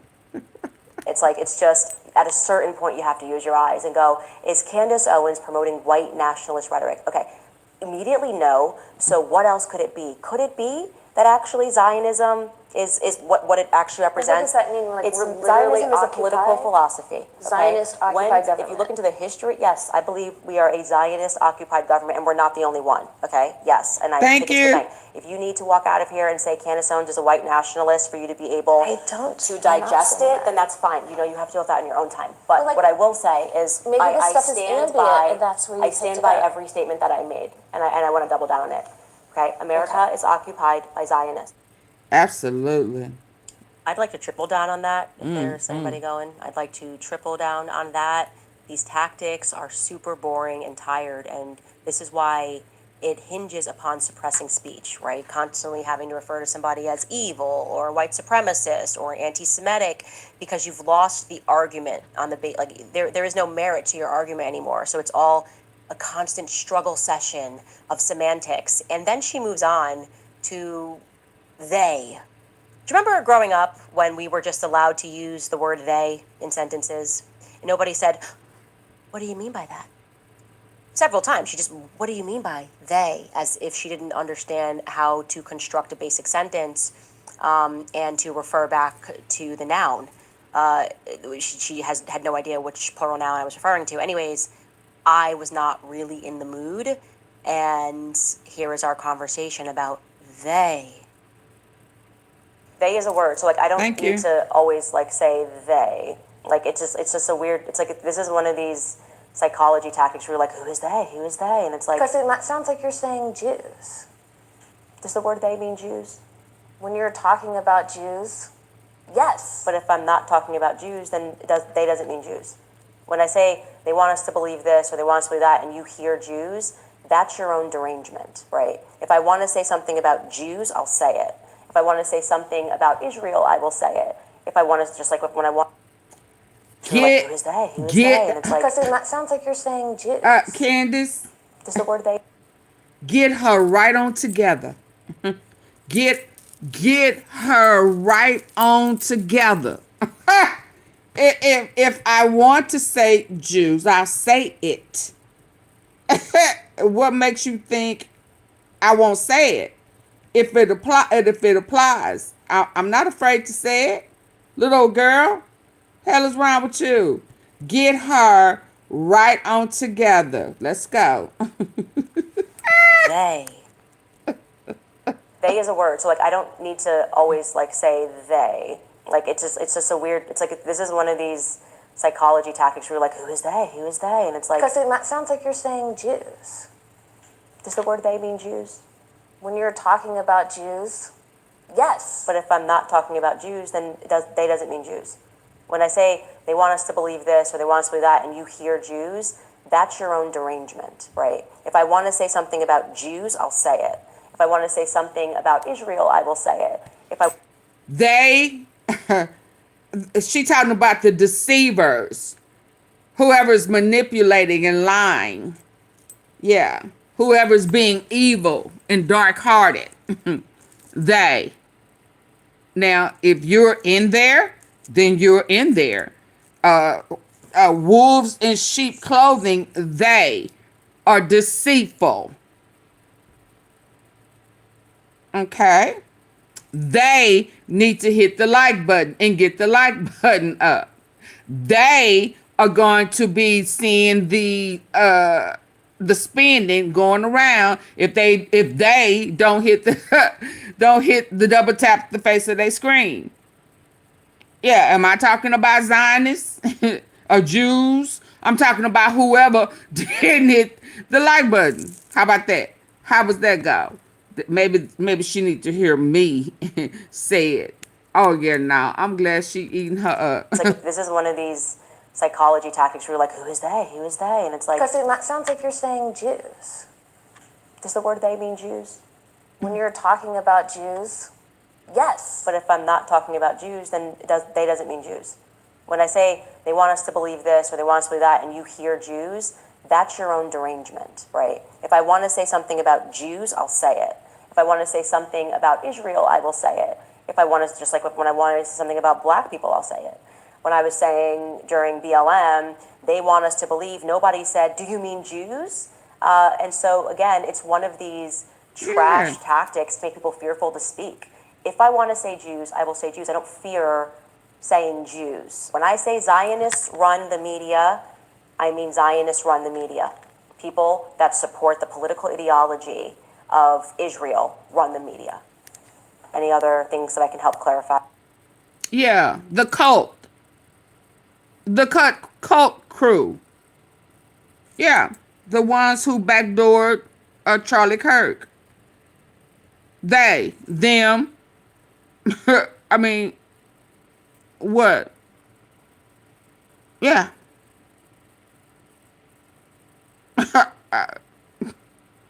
I mean, like somebody's scared to say it. It's like, really? For real, little girl? And what you gonna do? For real? What? If I left a cult and told them how I felt, then what makes you think I can't say it to you? See, that's the problem. Y'all think y'all special. Y'all. Who is y'all? Whoever think that I'm afraid to say, speak my mind. Yeah. And again, that don't necessarily mean a left, right, red, or blue. That's whomever, to whom it may concern. Yeah, they be trying to pick stuff out to be able to call somebody that in which they are. Absolutely. Thank you, Flip Mode Action, for all the gems. Janet for the Sunday. Ooh, you know I've been on my sugar, my sweets here lately.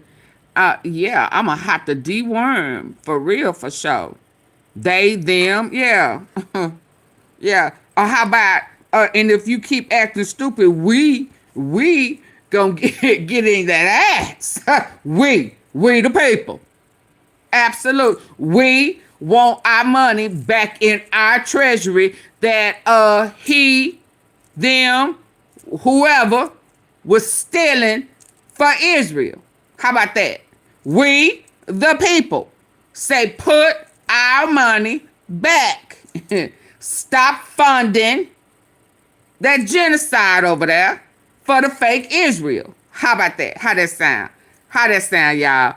How did that sound? Yeah. Y'all, whoever, them, they, yeah, need to stop playing with God because our prayers have changed. Yes, indeed. Yeah, our prayers have changed. The Bible says the prayers of the the prayers of the righteous availeth much. And we asking him to take the blinders off and reverse the deceit and expose the hands that stole. Shut it down. They won't be building a smart city, state, whatever, Israel, the state of Israel. They won't be building a smart city with our money. How about that? Since that's a part of the new world order. How about that? Yeah. Want somebody to clarify something like somebody's scared of you. Little girl, you better move before I make you take them glasses off and get with it. Put your hair in a ponytail. I need for you to take your glasses off, pull your hair in a ponytail. Let's go. I'm fearful to speak. If I want to say Jews, I will say Jews. I don't fear saying Jews. When I say Zionists run the media, I mean Zionists run the media. People that support the political ideology of Israel run the media. Any other things that I can help clarify? But are you familiar with this like very long-standing trope? Couldn't that give a shit about a trope.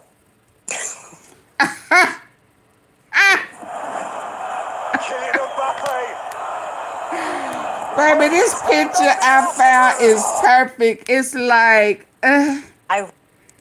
this picture like, what? Don't forget the Vaseline.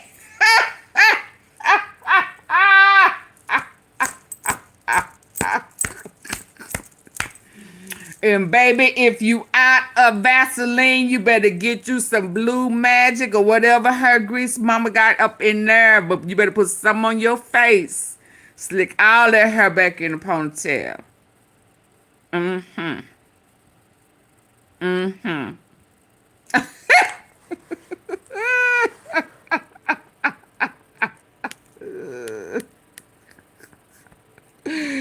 We ain't no good. Come on. Really try not to curse, but I just felt like we needed to kill it real quick. You know what I mean? Just there to move on from it because I really don't care. I'm so tired of these words. Before you cuss her out, not before. Before you cuss her out.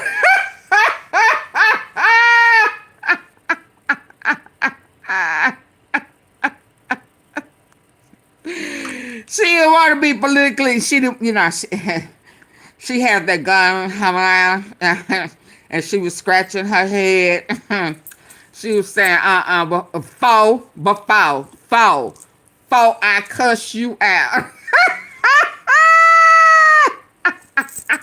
And start hitting the top of her head. chewing her gum with all her teeth showing, and the gum was on the side, and her mouth was going over to that side. Before I cuss you out. Uh-huh. I'm tired, I'm exhausted. Are you exhausted? We're tired, collectively we're tired. Yeah. I had to shut it down because I suddenly realized I was homeschooling my toddlers, and I told her, as the interview goes on, I was like, look, I have toddlers at home. I can't teach you, basic sentence. I'm teaching my toddlers how to read, and here I am, I'm teaching her how to understand they in a sentence that's a place. What are we doing? How old is this person? And she said she's the same age as me, and I'm going, you missed first grade? You don't know what they means? And now you're just gonna, it's a trope. This is the way to respond, okay? Just shut it down immediately. Embrace whatever you're going to be called. In this circumstance, if I gotta be called a white supremacist to say my opinion about this administration and how it's been occupied by Zionists and the cruelties that the Palestinian children are suffering at the hands of Bibi Netanyahu, then so be it. I don't encourage you guys to come. Baby, that is why, look at here.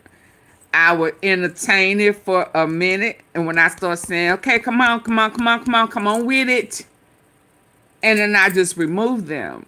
Because, you just don't have time to play with people who are trying to bait, and you're not even a good baiter.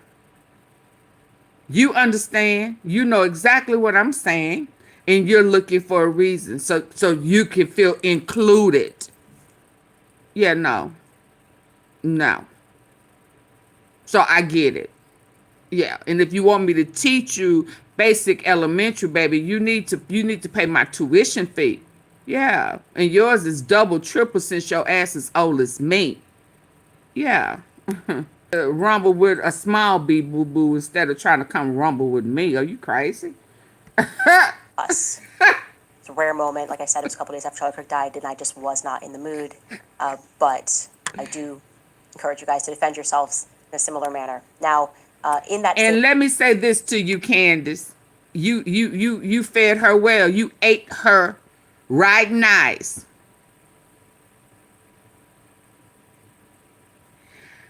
You ate her up right nice.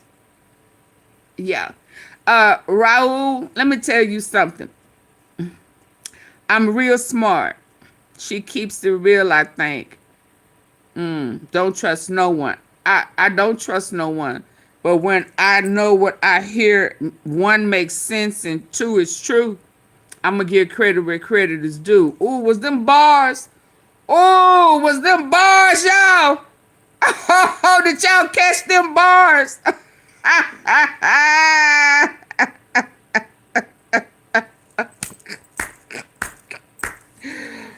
Woo, let's go. AunTeaFee on her bars. In vain, in case you guys missed this going around, Eric and Laura Trump spoke at a recent TPUSA event at Auburn University. And when I saw that, I thought about the couple thing. At one point, it was going to look like they was going to try to do Vance, and then McCoy and his wife. And then when I saw Eric and Laura, I said, could they be about to replace? I did see that. So let's hear what she has to say. Get the likes up, y'all. Let's go. It's a different era, okay? The post-Charlie Kirk era at Turning Point USA. My guess after watching this is people are going to be less inclined to want to attend these events. And I'm speaking about the guests like Eric and Laura Trump, because they are getting pressed now by students about Israel. Take a listen. Absolutely. I'd like to ask about your father's relationship with Israel. He's taken over $230 million from pro-Israel groups. During the summer against Iran, even though he advised against it, Israel still attacked Iran, and the U.S. still bombed on behalf of Israel. Let's go, baby. Your father's frustrations with Netanyahu have been made clear when he cursed on national TV over the situation. Israel has not been a great ally to the U.S. all the way since 1960 when they bombed the USS Liberty. Israel is a nation where Christians are constantly under attack in both Gaza and the West Bank. We talk about America first. Look at him and sitting defending stupid. Christians, but how can we do this if we align ourselves with a nation that does not do that itself?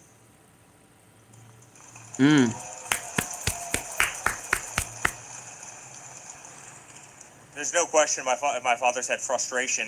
In fact, I think he's had frustration throughout the whole conflict with both sides. At the same time, make no mistake, you have a nation that is chanting death to America every single day on the streets of Tehran.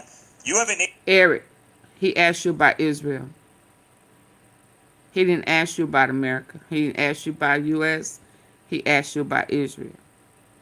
See, that's how Charlie was able to get away with it. He was good at driving it and asking you other stuff. One, to give him time to come up with a good punch answer, and two, to get away from where he don't want to go. He ain't asked you about us. He asked you about the money that your daddy.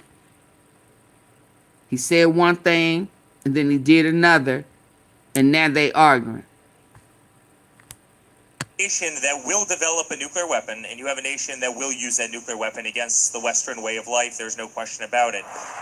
In response to the nukes from Iran, Israel has nuclear weapons and is not a part of the IAEA, unlike Iran. And now his lips look like his daddy, it's just tight. sad to see, because I've never seen the American president get treated the way he does by the Israeli government. Here's what I'll add. Do we or do we not have phase one of a peace agreement in the Middle East right now? Nothing is ever going to be perfect, but I'll tell you what, this president works with what he has. He believes in peace through strength. And whether we're talking about in the Middle East, whether we're talking about a 40-year war like Armenia and Azerbaijan, as Eric just pointed out, Aloha, a 5-day war Kitty. in Who is Thailand Three and Cambodia. Stooges? This is Who a is the president Three of Stooges? peace. Who is the Three I don't know, Stooges? it's just- Aloha, Kitty. It's lost its edge, right? Like MAGA's over. It just you just know it's over. It's Yeah, just it over. is. And I say this, by the way, and I'm always very honest with you And about he how didn't people are have a behind the good scenes. comeback. Eric and Laura have always been unbelievably kind to me. I have nothing bad to say about them as human beings. Laura works very hard. And Eric, by the way, works very hard. Running the Trump organization, certainly while his father has to go and be president, he took over. But they know they're not telling the truth, right? They know they're not telling the truth. The kids are now awake. They know about Jared and his deals with Ivanka in the Middle East and how much money they're set to make. And, Gaza being destroyed is actually beneficial to their bank accounts. It just is. And do you think these kids, and the fact that he was ready to answer about the nuclear, that's always threat of the nuclear, and that used to work. Like Generation 9/11, that worked. It doesn't work anymore because we realize there's only one nation that isn't following any rules. There's only one nation that isn't respecting America. There's only one nation that generations of American children, American men are being told they have to die for in foreign lands. So at the benefit of what nation? Not America. If America, throughout all these wars, was not in a steep decline, and actually we walked around and our streets were clean, and we didn't have any homelessness, and people were not on drugs, we probably would go, okay, like, we're up to no good in the Middle East, but at least look at this country. It's shining. It's amazing. What's our upside? Our upside is we get to get lectured and told that we're not even allowed to bring up Israel on college campuses or risk being, arrested. You're getting stricter on anti-Semitism laws. Now you're coming in for our speech, and you thought that this generation was going to get behind it because Bibi bought TikTok? The hypocrisy is astounding, and you can't survive hypocrisy. So unfortunately, I think 4 years ago, everyone thought, who's going to be the next Trump family member that's going to get into politics and galvanize the youth movement? It's done. Dead on arrival now. And it's because you guys went for broke on Israel. So, whatever the real estate plan is in Gaza. Christina, what you mean? America people picked a president, not a family for office. Explain that. That's going to be the Trump legacy, I suppose. And to be honest, that wouldn't be the legacy that I'd want to have, because people are not going to forget what happened there. Your children's children are probably going to feel ashamed to be honest with you, that And you were please involved hit in the it like button. and that you defended it or that you stayed quiet about it because of money. People are paying you to do those things. Anyways, you guys, I think that's enough. We're going to take a quick little break before I answer some of your questions. All right, you guys, it is officially cold and flu Oh season, yeah, which it's means it's also definitely flu all shots. about Jesus. That's why we need to start praying different for those who believe in Jesus Christ. Our prayers need to change since we know that there is a fake Israel out there trying to intentionally confuse the Christians with, you must support Israel because it's biblical. No, not the 1948. And Israel is Jacob. And God named him Israel. Yeah. So we got to start. No, Christina, the family is not in office. That was last go around. None of his kids are in office or in the cabinet this go around. What are you talking about? They speaking at Turning Point USA, and they are working for Trump over there in Israel. So in office, no. They were the first go around, not the second term.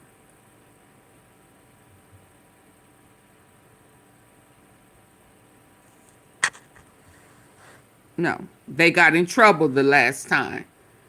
So now he's allowing other people to get in trouble this time. Okay? Understand? Access the equity in their home for instant savings. They are saving people just like you an average of $800 a month, and many are seeing rates in the low fives Oh, no, as a we complete don't game do that. changer compared to those sky-high credit cards. And if you start today,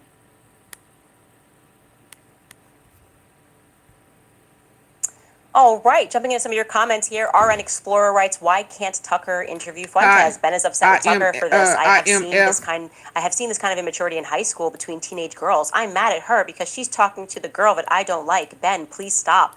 I agree. There is something fundamentally high school about it. It's so weird, and I think they truly thought this was it. Like, I know it's every week they renew their efforts to cancel Tucker, but I think they thought they had him. Like, this was really going to be it. And of course, it always backfires because people go, how immature? Why can't Nick Fuentes tell a story? I don't understand it. I'm not offended by anybody sitting down with Nick Fuentes. And I think everybody should be in the free markets. If Nick Fuentes loses in the free markets, I want it to be because there was better competition, not because he's just been artificially pushed out. That's the only way that works. Otherwise, it's immature. It just is immature. And it's whiny, too. Katie Rabian writes, "Missing Charlie extra today. We all deserve the truth no matter how awful it is. Please never stop fighting for our brother in Christ. You're in our prayers. May God bless and protect you, Candace." I don't care at all about Ben trying to join people. It's almost like they're trying to peer pressure me. Like there's like this threat, like they want me to say something bad about Erica because they want me to stop investigating it, which is making me feel weird that it's always the pro-Israel lobby that's doing this. No, they want her to say something about Erica so that they can say that she's doing this because she's jealous of Erica. They need a place to put it. And if she goes in on Erica, then they could say, oh, Candace is just jealous. This is that and the other. Okay, so I want us to watch this. The attack by Hamas on October 2nd. Yeah, that may be a little deadly. That may be a little too deadly. I don't, I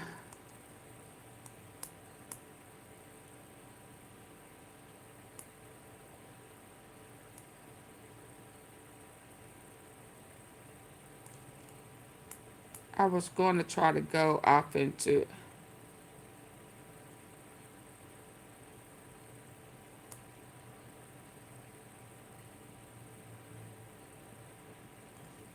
Hold on, y'all.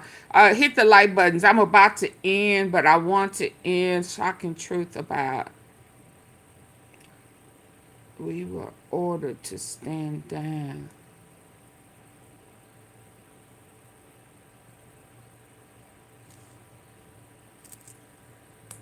Let's hear this round table. Let's just listen. Let's go here.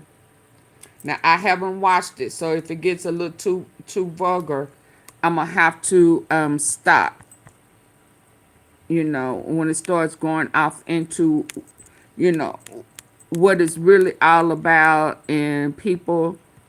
I said I was gonna go into the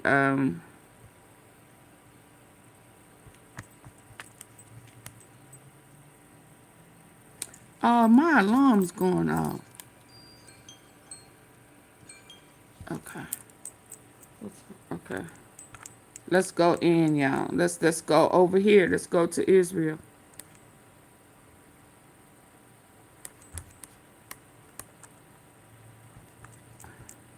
The 7th and the aftermath. Thank you for having me. There was 2 years ago, everything changed for the people of Gaza. The attack by Hamas on October the 7th triggered Israel's war on Gaza, which has killed more than 67,000 people.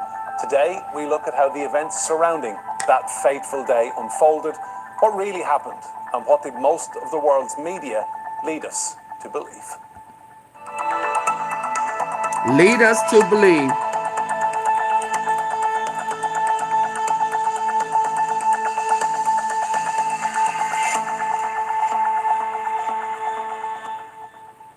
Hello and welcome to Roundtable on this special edition from Istanbul. I'm Enda Brady and I'm joined by Ernesto Katzenstein.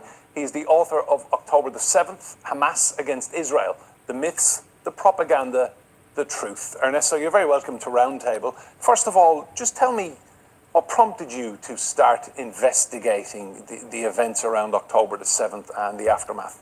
Thank you for having me. There was a lot of information around in the news. And when I saw the field where the cars were parking in the Nova Festival, there was a sun there, and the sun is burned. And I asked me, how could Hamas burn sand? And then I saw car, but the car was not burned, they were demolished. And I asked, how could Hamas demolish these cars? They went with paragliders, in motorcycles, and bikes, in cars. They have light ammunition, they don't have heavy artillery. This was impossible, the result of Hamas. When I saw the destruction in Beirut, I saw this is impossible, had been caused by Hamas. Hamas don't have these kind of weapons. And then some days after the 7th of October, I think was in the first week, Eyal Karim, the chief rabbi of the Israeli army, said that many soldiers are so heavily damaged, their bodies, that it will take long time before they can be identified. And it will be necessary to use advanced technology. And I ask myself, what can this happen? What happened to these bodies? Are they completely destroyed I can't by feel a change. ammunition I can feel a from change automatic coming. weapons? They're going to be. This put some kind of doubt and work in my head. I have I get a question from the editor to write a book, and I said, okay, we try. I am not an established writer. I have wrote a book about my grandfather, but that was mostly a familiar issue. And then when I started to investigate and discovered a lot of things, one of the most important confessions from the Israelis themselves was when Mark Regev, the spokesperson from Netanyahu, said that in an interview with Mehdi Hassan, we had said 1,400, but we had to reduce to 1,200. And his explanation was the following. Some bodies were so badly burned that it takes a long time to identify them. And we thought it was ours, but then it shows that they were Hamas terrorists. And I say, okay, let's think about this. What that means?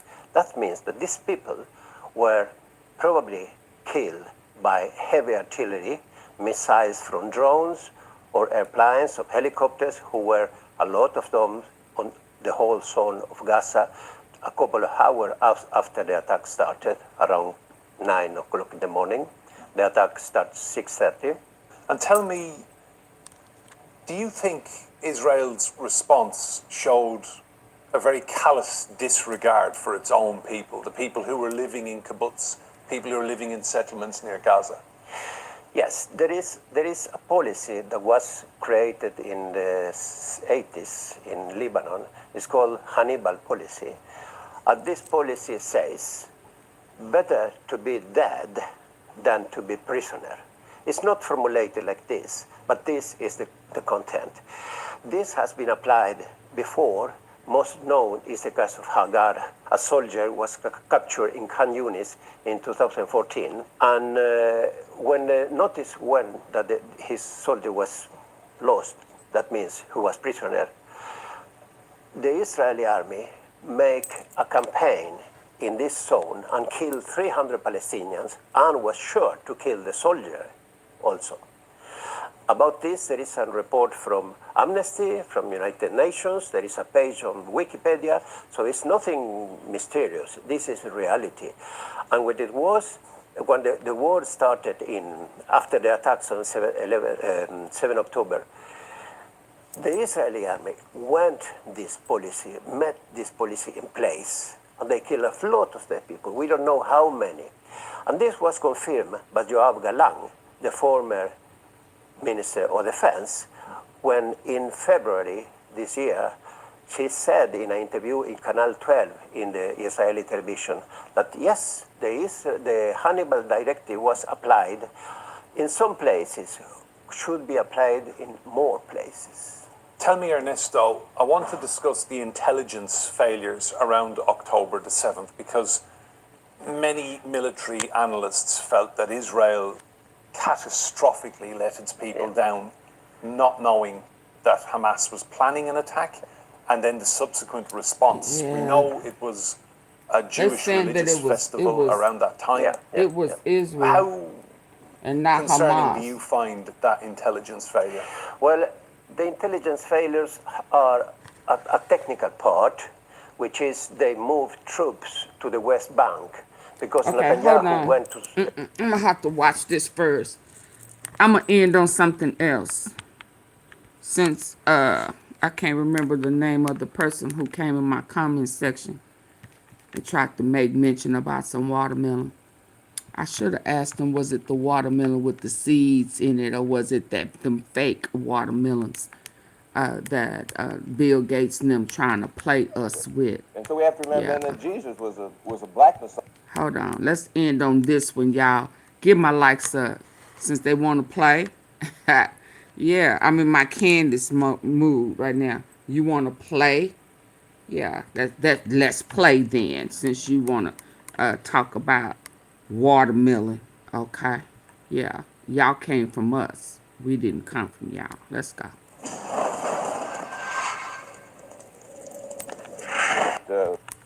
Even right here. Let's go back. Let's go back. I want you to get this.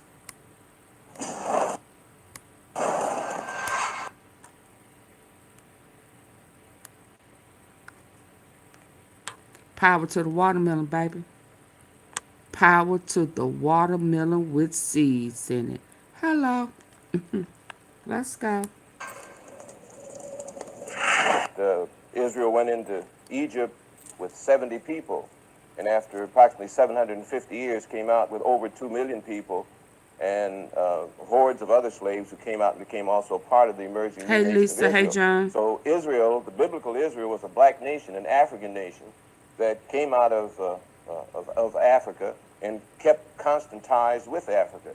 And so we have to remember then that Jesus was a black Messiah, not a white Messiah, and he comes out of the whole historical background of Africa, of African traditions, of African history, of African culture, the concept of communalism, the concept of the chosen people, the concept of kingdom of God on earth. All these things were out of African tradition, not out of the white man's tradition. And Jesus was essentially a revolutionary Messiah who was trying to lead a black people in a revolt, in a struggle and conflict with a white Gentile oppressor. So the whole church has to be viewed from the point of view of the white oppressor. The white oppressor has one kind of Christianity, has one kind of church. The black church has to become independent and go back to the historic African roots of Christianity. The biblical Abraham was a man of color, a black man. So why aren't the modern day Israelites people of color? Why aren't they black skinned? Why shouldn't they be? In the book, The Original Black Jews by Windsor, Rudolph R., 1935, the author discusses the origins of the Hamites and Shemites, or Semites. He states that the original Israelites were of the black race, and that the biblical Abraham, or Abram, was a black Shemite, which happens to be a descendant of Shem. Roku's self-serve ads platform. It's easier than ever with Ads Manager. Sign up today. Your parents have given you some amazing gifts, but what about the inherited ones? Celebrate them with Ancestry. Abraham was the father of both the Hebrew Israelite and Arab nations. The Hebrew Israelites would mean Jacob, twin brother to Esau, who later would become Israel, whose children would be Israelites. On the other hand, the Arab nations would mean Ishmael, Abraham's first child and son whom he had with the Egyptian Hagi, who happened to be the slave maid of Abraham's wife Sarah. On the other hand, the Arab Jacob, twin brother to Esau, who later would become Israel, whose children would be Israelites.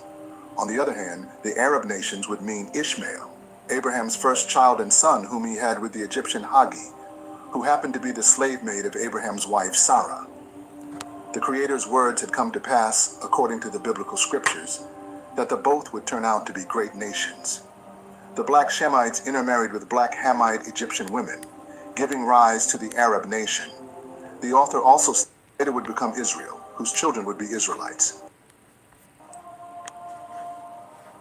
Abraham was the father of both the Hebrew Israelite and Arab nations. The Hebrew Israelites would mean Jacob, twin brother to Esau, who later would become Israel, whose children would be Israelites. On the other hand, the Arab nations would mean Ishmael, Abraham's first child and son whom he had with the Egyptian Hagi, who happened to be the slave maid of Abraham's wife Sarah. The Creator's words had come to pass, according to the biblical scriptures, that the both would turn out to be great nations. The black Shemites intermarried with black Hamite Egyptian women, giving rise to the Arab nation. The author also states that Arabia was originally inhabited by the Ethiopians, who are also known as the Cushites, prior to the progenitors of the Arabs. Many of today's Arabs are not black due to the introduction of white slavery. The story of King Solomon of Jerusalem and the Queen of Sheba, known as Makeda by the Ethiopians, points to the origins of the present black Jews of Ethiopia, known as the Falashas. The Falashas claim descent from the child of King Solomon and the Queen of Sheba, Menelik first. Did I make a run, Nollis? Run, baby, run. They want to play? They want to rumble with the bee? Huh? Yeah. You want to play? Oh, you want to get to the root of the problem? We want to really understand why they wanted to change it from black to white.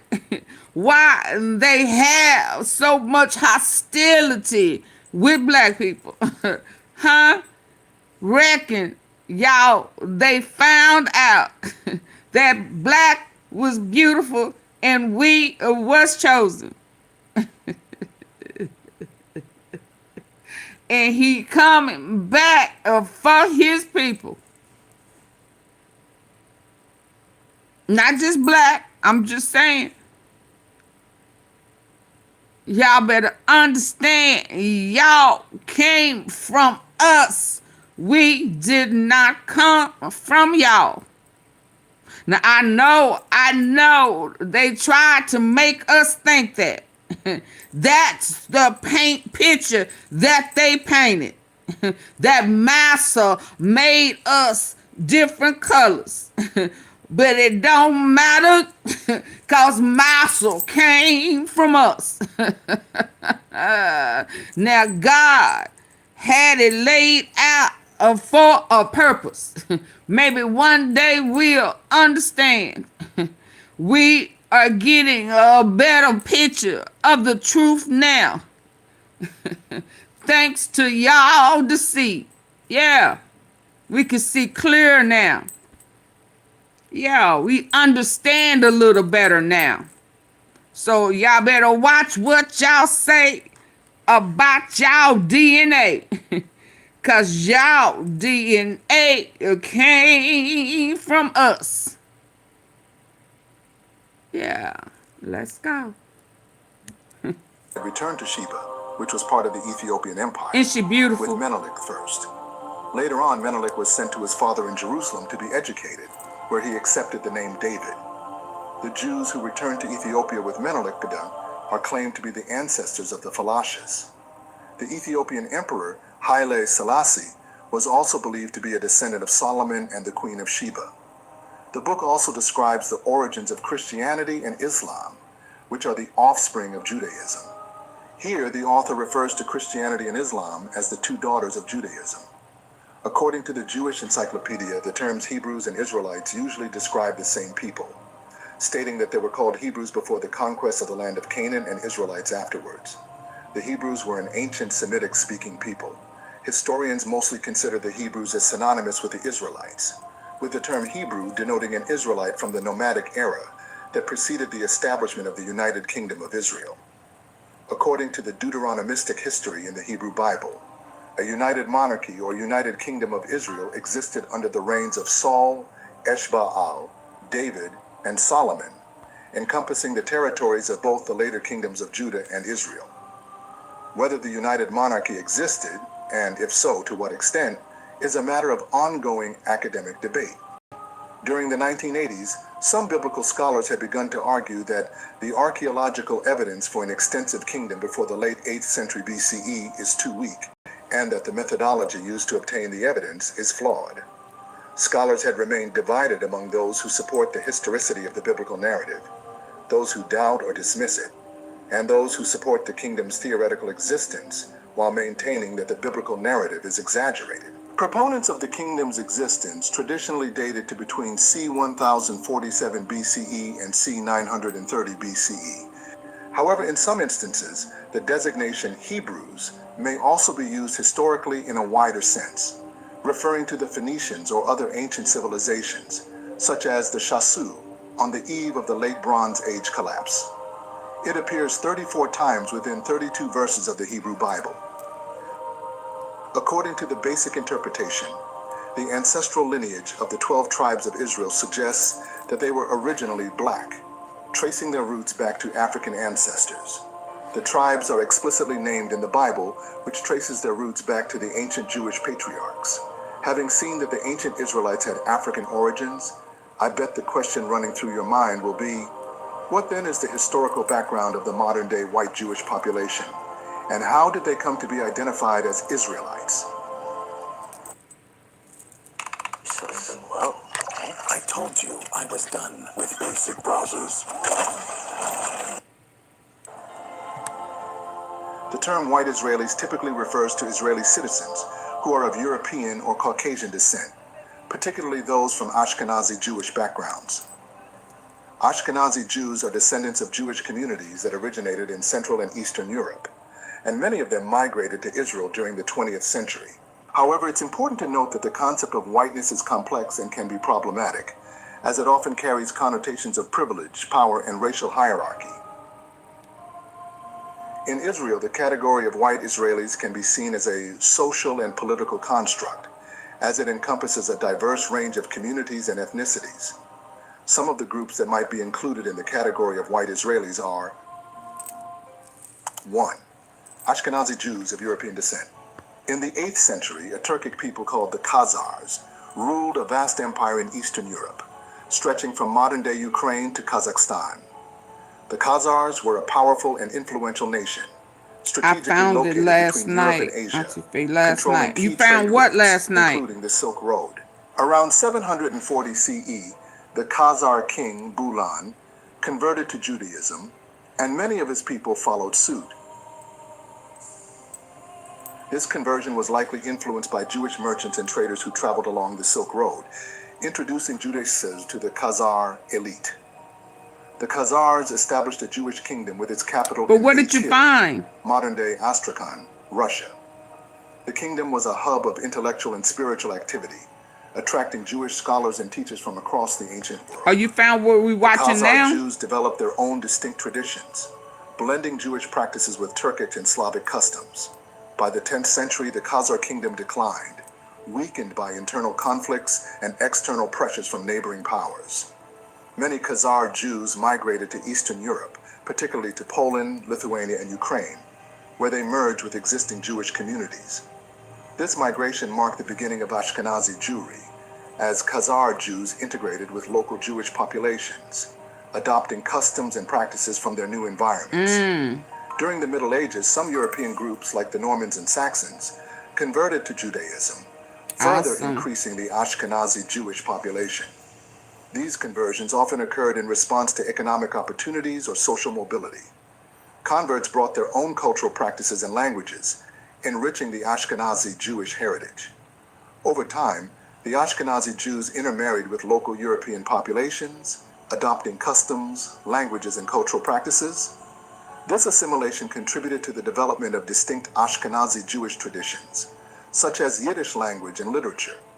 Ashkenazi Jews also developed unique religious practices like the use of Hebrew and Aramaic in liturgy. Hebrew was primarily used as a literary and sacred language until its 20th century revival as a common language in Israel. Ashkenazim adapted their traditions to Europe and underwent a transformation in their interpretation of Judaism. In the late 18th and 19th centuries, Jews who remained in or returned to historical German lands experienced a cultural reorientation. Under the influence of the Haskalah and the struggle for emancipation, as well as the intellectual and cultural ferment in urban centers, some gradually abandoned Yiddish in favor of German and developed new forms of Jewish religious life and cultural identity.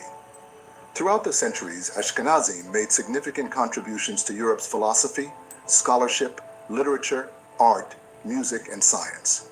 As a proportion of the world Jewish population, Ashkenazim were estimated to be 3% in the 11th century, rising to 92% in 1930 near the population's peak.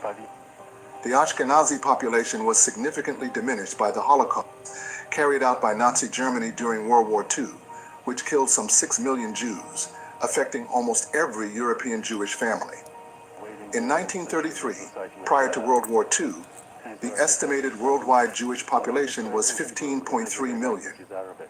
Israeli demographer and statistician Sergio D. Pergola implied that Ashkenazim comprised 65 to 70% of Jews worldwide in 2000, while other estimates suggest more than 75%. As of 2013, the population was estimated to be between 10 million and 11.2 million. Recent genetic studies reveal that Ashkenazi Jews have a complex ancestry, with origins in the Middle East, about 30 to 40%, Europe, about 40 to 50%, and North Africa and the Caucasus, about 10 to 20%. This genetic diversity reflects the Khazars and Ashkenazi Jews' history of migration, intermarriage, and assimilation. Today, Ashkenazi Jews comprise approximately 80% of the global Jewish population, with communities in Europe, North America, Israel, and beyond. Their rich cultural heritage, shaped by centuries of migration and assimilation, continues to influence Jewish identity and traditions worldwide. 2. Sephardi Jews of Spanish and Portuguese descent. In the late 19th and early 20th centuries, Sephardi Jews from Spain and Portugal began migrating to Palestine, then under Ottoman rule. They were drawn by the promise of religious freedom and the chance to escape persecution.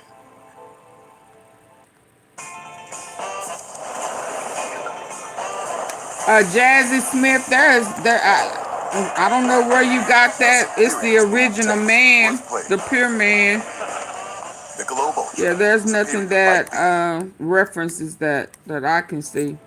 As Zionist ideology gained traction, you made that up. More Sephardi Jews arrived, eager to build a new life in the Jewish homeland. However, they faced discrimination from Ashkenazi Jewish immigrants, who saw them as Arab Jews or Oriental Jews. Despite this, the Sephardi Jews thrived in Palestine, establishing communities and cultural institutions. But with the establishment of Israel in 1948, their identity began to shift. Israeli policy and education emphasized the importance of European heritage, and Sephardi Jews began to adopt Ashkenazi customs and language.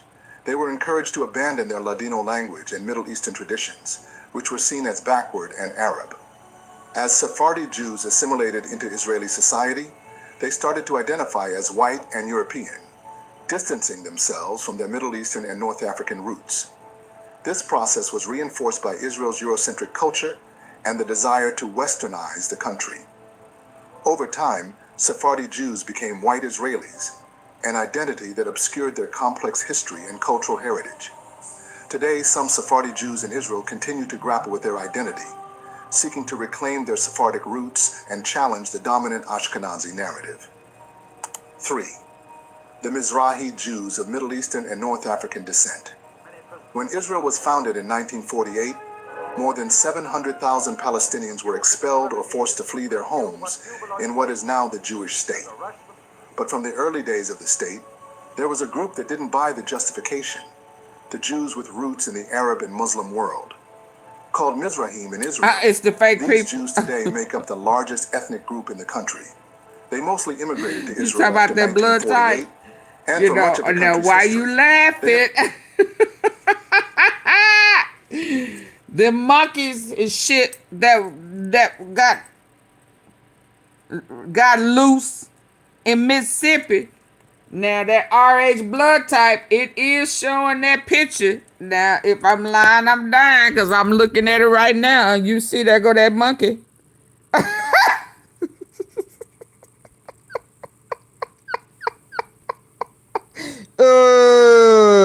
Yeah, so let me leave that RH alone. It did, nah. Yeah. I mean, yeah. It's saying you come from monkeys.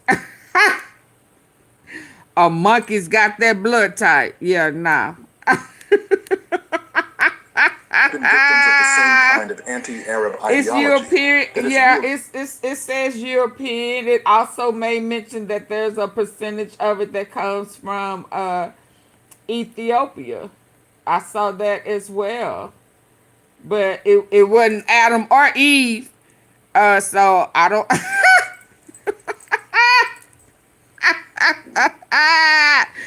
I mean, so he from that monkey era, I guess. I don't know. I was finna try to do a monkey noise for you. They found one today.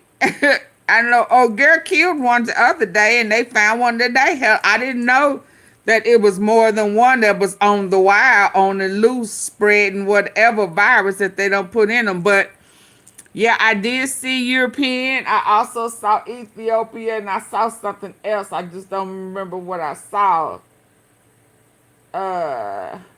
But Adam and Eve didn't have RH negative. But they are referencing these damn monkeys. against the Palestinians. Hello, For centuries. Argentina. You may need to go over to Tulane University and see if some of them monkeys is your peoples. Mizrahi Jews had enjoyed high status in their countries of origin in the Middle East and North Africa, which ranged from Iraq to Egypt to Morocco. But when they landed in Israel, they found Yeah, it that the new started out state was saying ruled by majority of European them are Jews Caucasian. called It did Ashkenazi, say that. I who saw that. overwhelmingly viewed them as primitive and culturally backward. As Mizrahi Jews assimilated into Israeli society, they faced intense pressure to abandon their Middle Eastern and North African cultures. This was Yes, we perpetuated by the monkeying around. Ashkenazi-dominated government, education system, and media, which promoted a Eurocentric worldview. Adobe Acrobat Studio Yes, is all we new monkeying multimedia around. spaces with AI do Monkey marketing ball. needs in one Monkey spot. blood. Y'all remember monkey blood? Mizrahi Jews were encouraged to adopt Ashkenazi customs, language, and practices, and suppress their traditional ways. The Israeli government and media often portrayed Mizrahi Jews as backward and uncivilized, and many were forced to abandon their cultural traditions and language in order to become Israeli. So they was hood. Mizrahi traditional ways. As Mizrahi Jews assimilated into Israeli society, they faced intense pressure to abandon their Middle Eastern and North African cultures. This was perpetuated by the Ashkenazi-dominated government, education system, and media, which promoted a Eurocentric worldview. Mizrahi Jews were encouraged to adopt Ashkenazi customs, language, and practices, and suppress their traditional ways. The Israeli government and media often portrayed Mizrahi Jews as backward, and uncivilized, and many were forced to abandon their cultural traditions and language in order to become Israeli. Mizrahi Jews were also subject to whitening policies aimed at erasing their non-European features. This included forced assimilation, cultural suppression, and even physical transformation. For example, they were offered nose jobs to fix non-European facial features. Nose Some job. Mizrahi Jews were even forced to change their names to sound more Israeli in order to gain acceptance and access to resources and opportunities. Through this process, Mizrahi Jews began to identify themselves as white Israelis, a classification Them look that like some of obscures their Middle our Eastern and cousins, North African don't? heritage. This shift was not a natural evolution, but a result of systemic discrimination and cultural erasure. Mizrahi intellectuals at the time were quick to link the discrimination against them to the discrimination against Palestinians. Orientalism, Palestinian scholar Edward Said's term for a European tendency to portray the East as exotic, irrational, and uncivilized, was being used to cast both groups as inferior and deny them equal rights. Their struggle was one and the same, and so starting in the 1950s, Mizrahim and Palestinians formed a solidarity Oh movement, yeah, that producing came up with everything my from joint sisters magazines when to she joint did street. her DNA. Our family thing that what is it called? Sub-Saharan African. That's what popped up for protests. This movement offered a counterpoint to the villa in the jungle view of Israel, yeah. an That's what alternative vision came for up. how Jews and Palestinians can live together on the land. It also Sub-Saharan. offers a more nuanced way to think about contemporary debates on the meaning of indigeneity, nationhood, and colonialism in Israel-Palestine. 4. Immigrants from the former Soviet Union and other European countries. In the 1990s and 2000s, a significant wave of immigrants arrived in Israel from the former Soviet Union and other European countries, including Russia, Ukraine, Belarus, and others. This migration was driven by various factors, such as political instability, economic hardship, and the dissolution of the Soviet Union.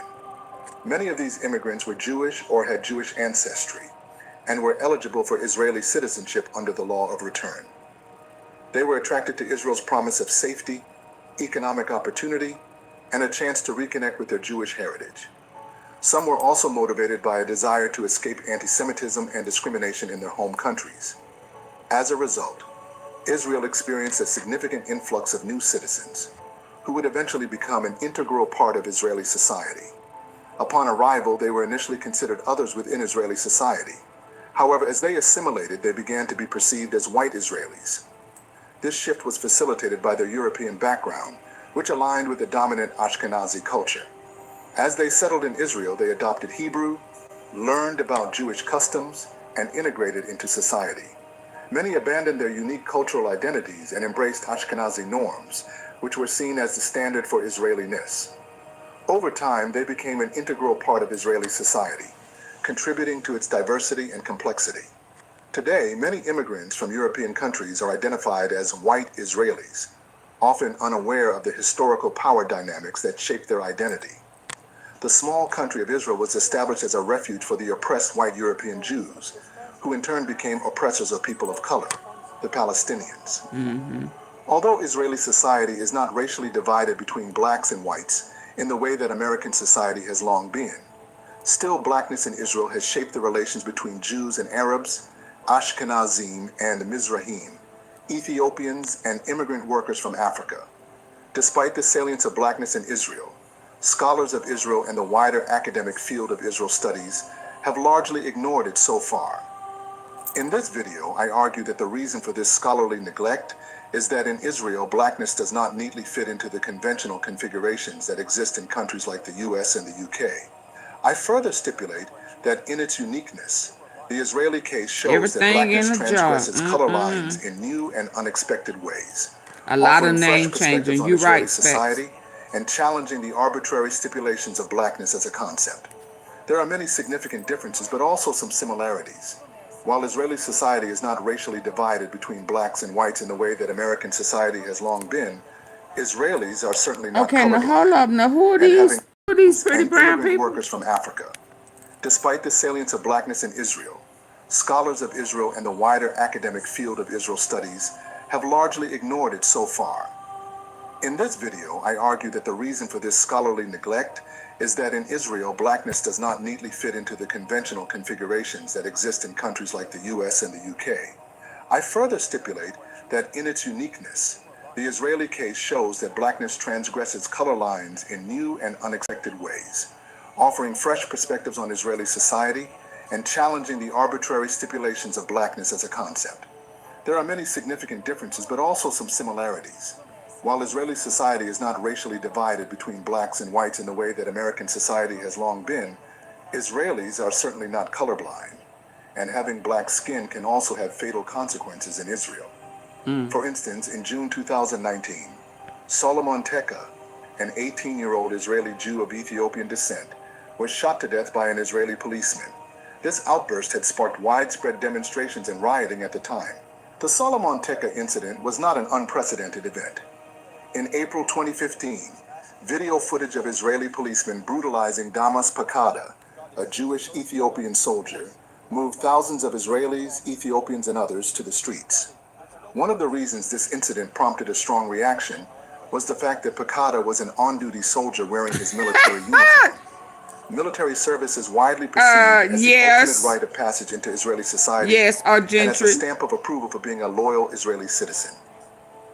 Watching the footage of the assault on Damas Pakada that was captured by a security camera, many Israelis saw Pakada not only as an individual, but as an example of the successful assimilation of Ethiopians in Israel. Yet the incident revealed that despite this assimilation, Ethiopian Israelis still suffer from police brutality and discrimination even when they are in their official garb. Thus, in their protests, Israeli Ethiopians accused the police and the Israeli establishment more broadly of racism against their community due to their skin color. Such claims by Ethiopian Israelis, and the statistics that support them, have had a strong impact on Israeli public opinion. Notwithstanding the many schisms and tensions characterizing Israeli society, most Israelis still adhere to the idea of eliminating the differences between Jews in the country. Hold on. Christmas is coming, y'all. And we're here to give you that styled feeling. Although the term black was used in Israeli discourse even before the establishment of the state and was attributed to various groups, Israelis do not usually perceive themselves or groups in Israeli society in racial terms. Therefore, the Pakada incident, revealing this hidden racial aspect, gained widespread attention in Israel well beyond the Ethiopian community. This was not the first time, however, that blackness was associated with official racism and discrimination in Israel. In 1971, second-generation Mizrahi immigrants living in the poor neighborhood of Musrara in Jerusalem formed the Israeli Black Panther movement. By identifying themselves as blacks, these Mizrahi youngsters alluded to the gap between the official Zionist narrative of ingathering the Jewish exiles and the reality in which some Jews remained outsiders in their home country. For the Israeli Black Panthers, blackness would serve mainly as a metaphor, whereas for Ethiopian Israelis, blackness is the material fact of their skin color, which makes them a target for institutional and systemic discrimination. On and on, the cases of discrimination by white Israelis on the black Israelis still continues. It is clearly obvious that behind the label, white Israeli, lies a complex tapestry of experiences shaped by history, culture, and circumstance. Their identities are multifaceted, influenced by a rich heritage of European Jewish traditions, the trauma of the Holocaust, and the resilience of immigrants seeking refuge. This complex identity is further nuanced by the blending of traditional and modern values and the intricate interplay between ethnicity, religion, and nationality. In closing, the question, who are these white Israelis, echoes through the corridors of history, revealing a complex tapestry of identity, power, and displacement. We have unraveled the threads of European colonization, Zionist ideology, and the dispossession of Palestine. Today, we stand at a crossroads where the myth of a homogeneous white Israel crumbles beneath the weight of truth. We recognize the diverse narratives, Ashkenazi, Mizrahi, Sephardi, and Palestinian, intertwined yet conflicted. Let us shatter the illusions of supremacy and reclaim our shared humanity. Let us confront the systems of oppression that have ravaged the Middle East and beyond. To the Palestinian people, we acknowledge your resilience, your struggle, and your right to self-determination. Your freedom is our freedom. To the Israeli people, we urge you to confront the mirror of history and question the narrative of exclusivity. Together we can forge a new path, built on justice, equality, and coexistence. A path where 1, refugees return home, 2, walls crumble, and 3, voices rise. We are the generation that will redefine what it means to be Israeli, Palestinian, and human. We will write a new chapter, one of reconciliation, solidarity, and peace. The time for change is now. That brings us to the end of yet another. Okay, good people. Did we learn something tonight?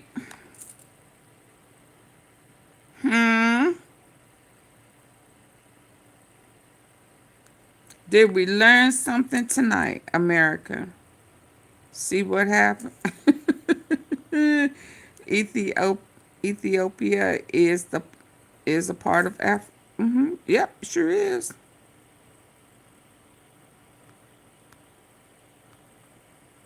Always. Okay, good people. I'm gonna sign. Oh Lord. Oh, I got another live set. I'm gonna have to wait.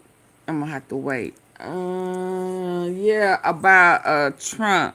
Hey Vicky, I think I have it set at 12. I'll probably maybe for about 30-40 minutes, and I'll do it for 12-15. Let me go. I got another one set at 12. I'm gonna do it for 12-15. Okay, bye.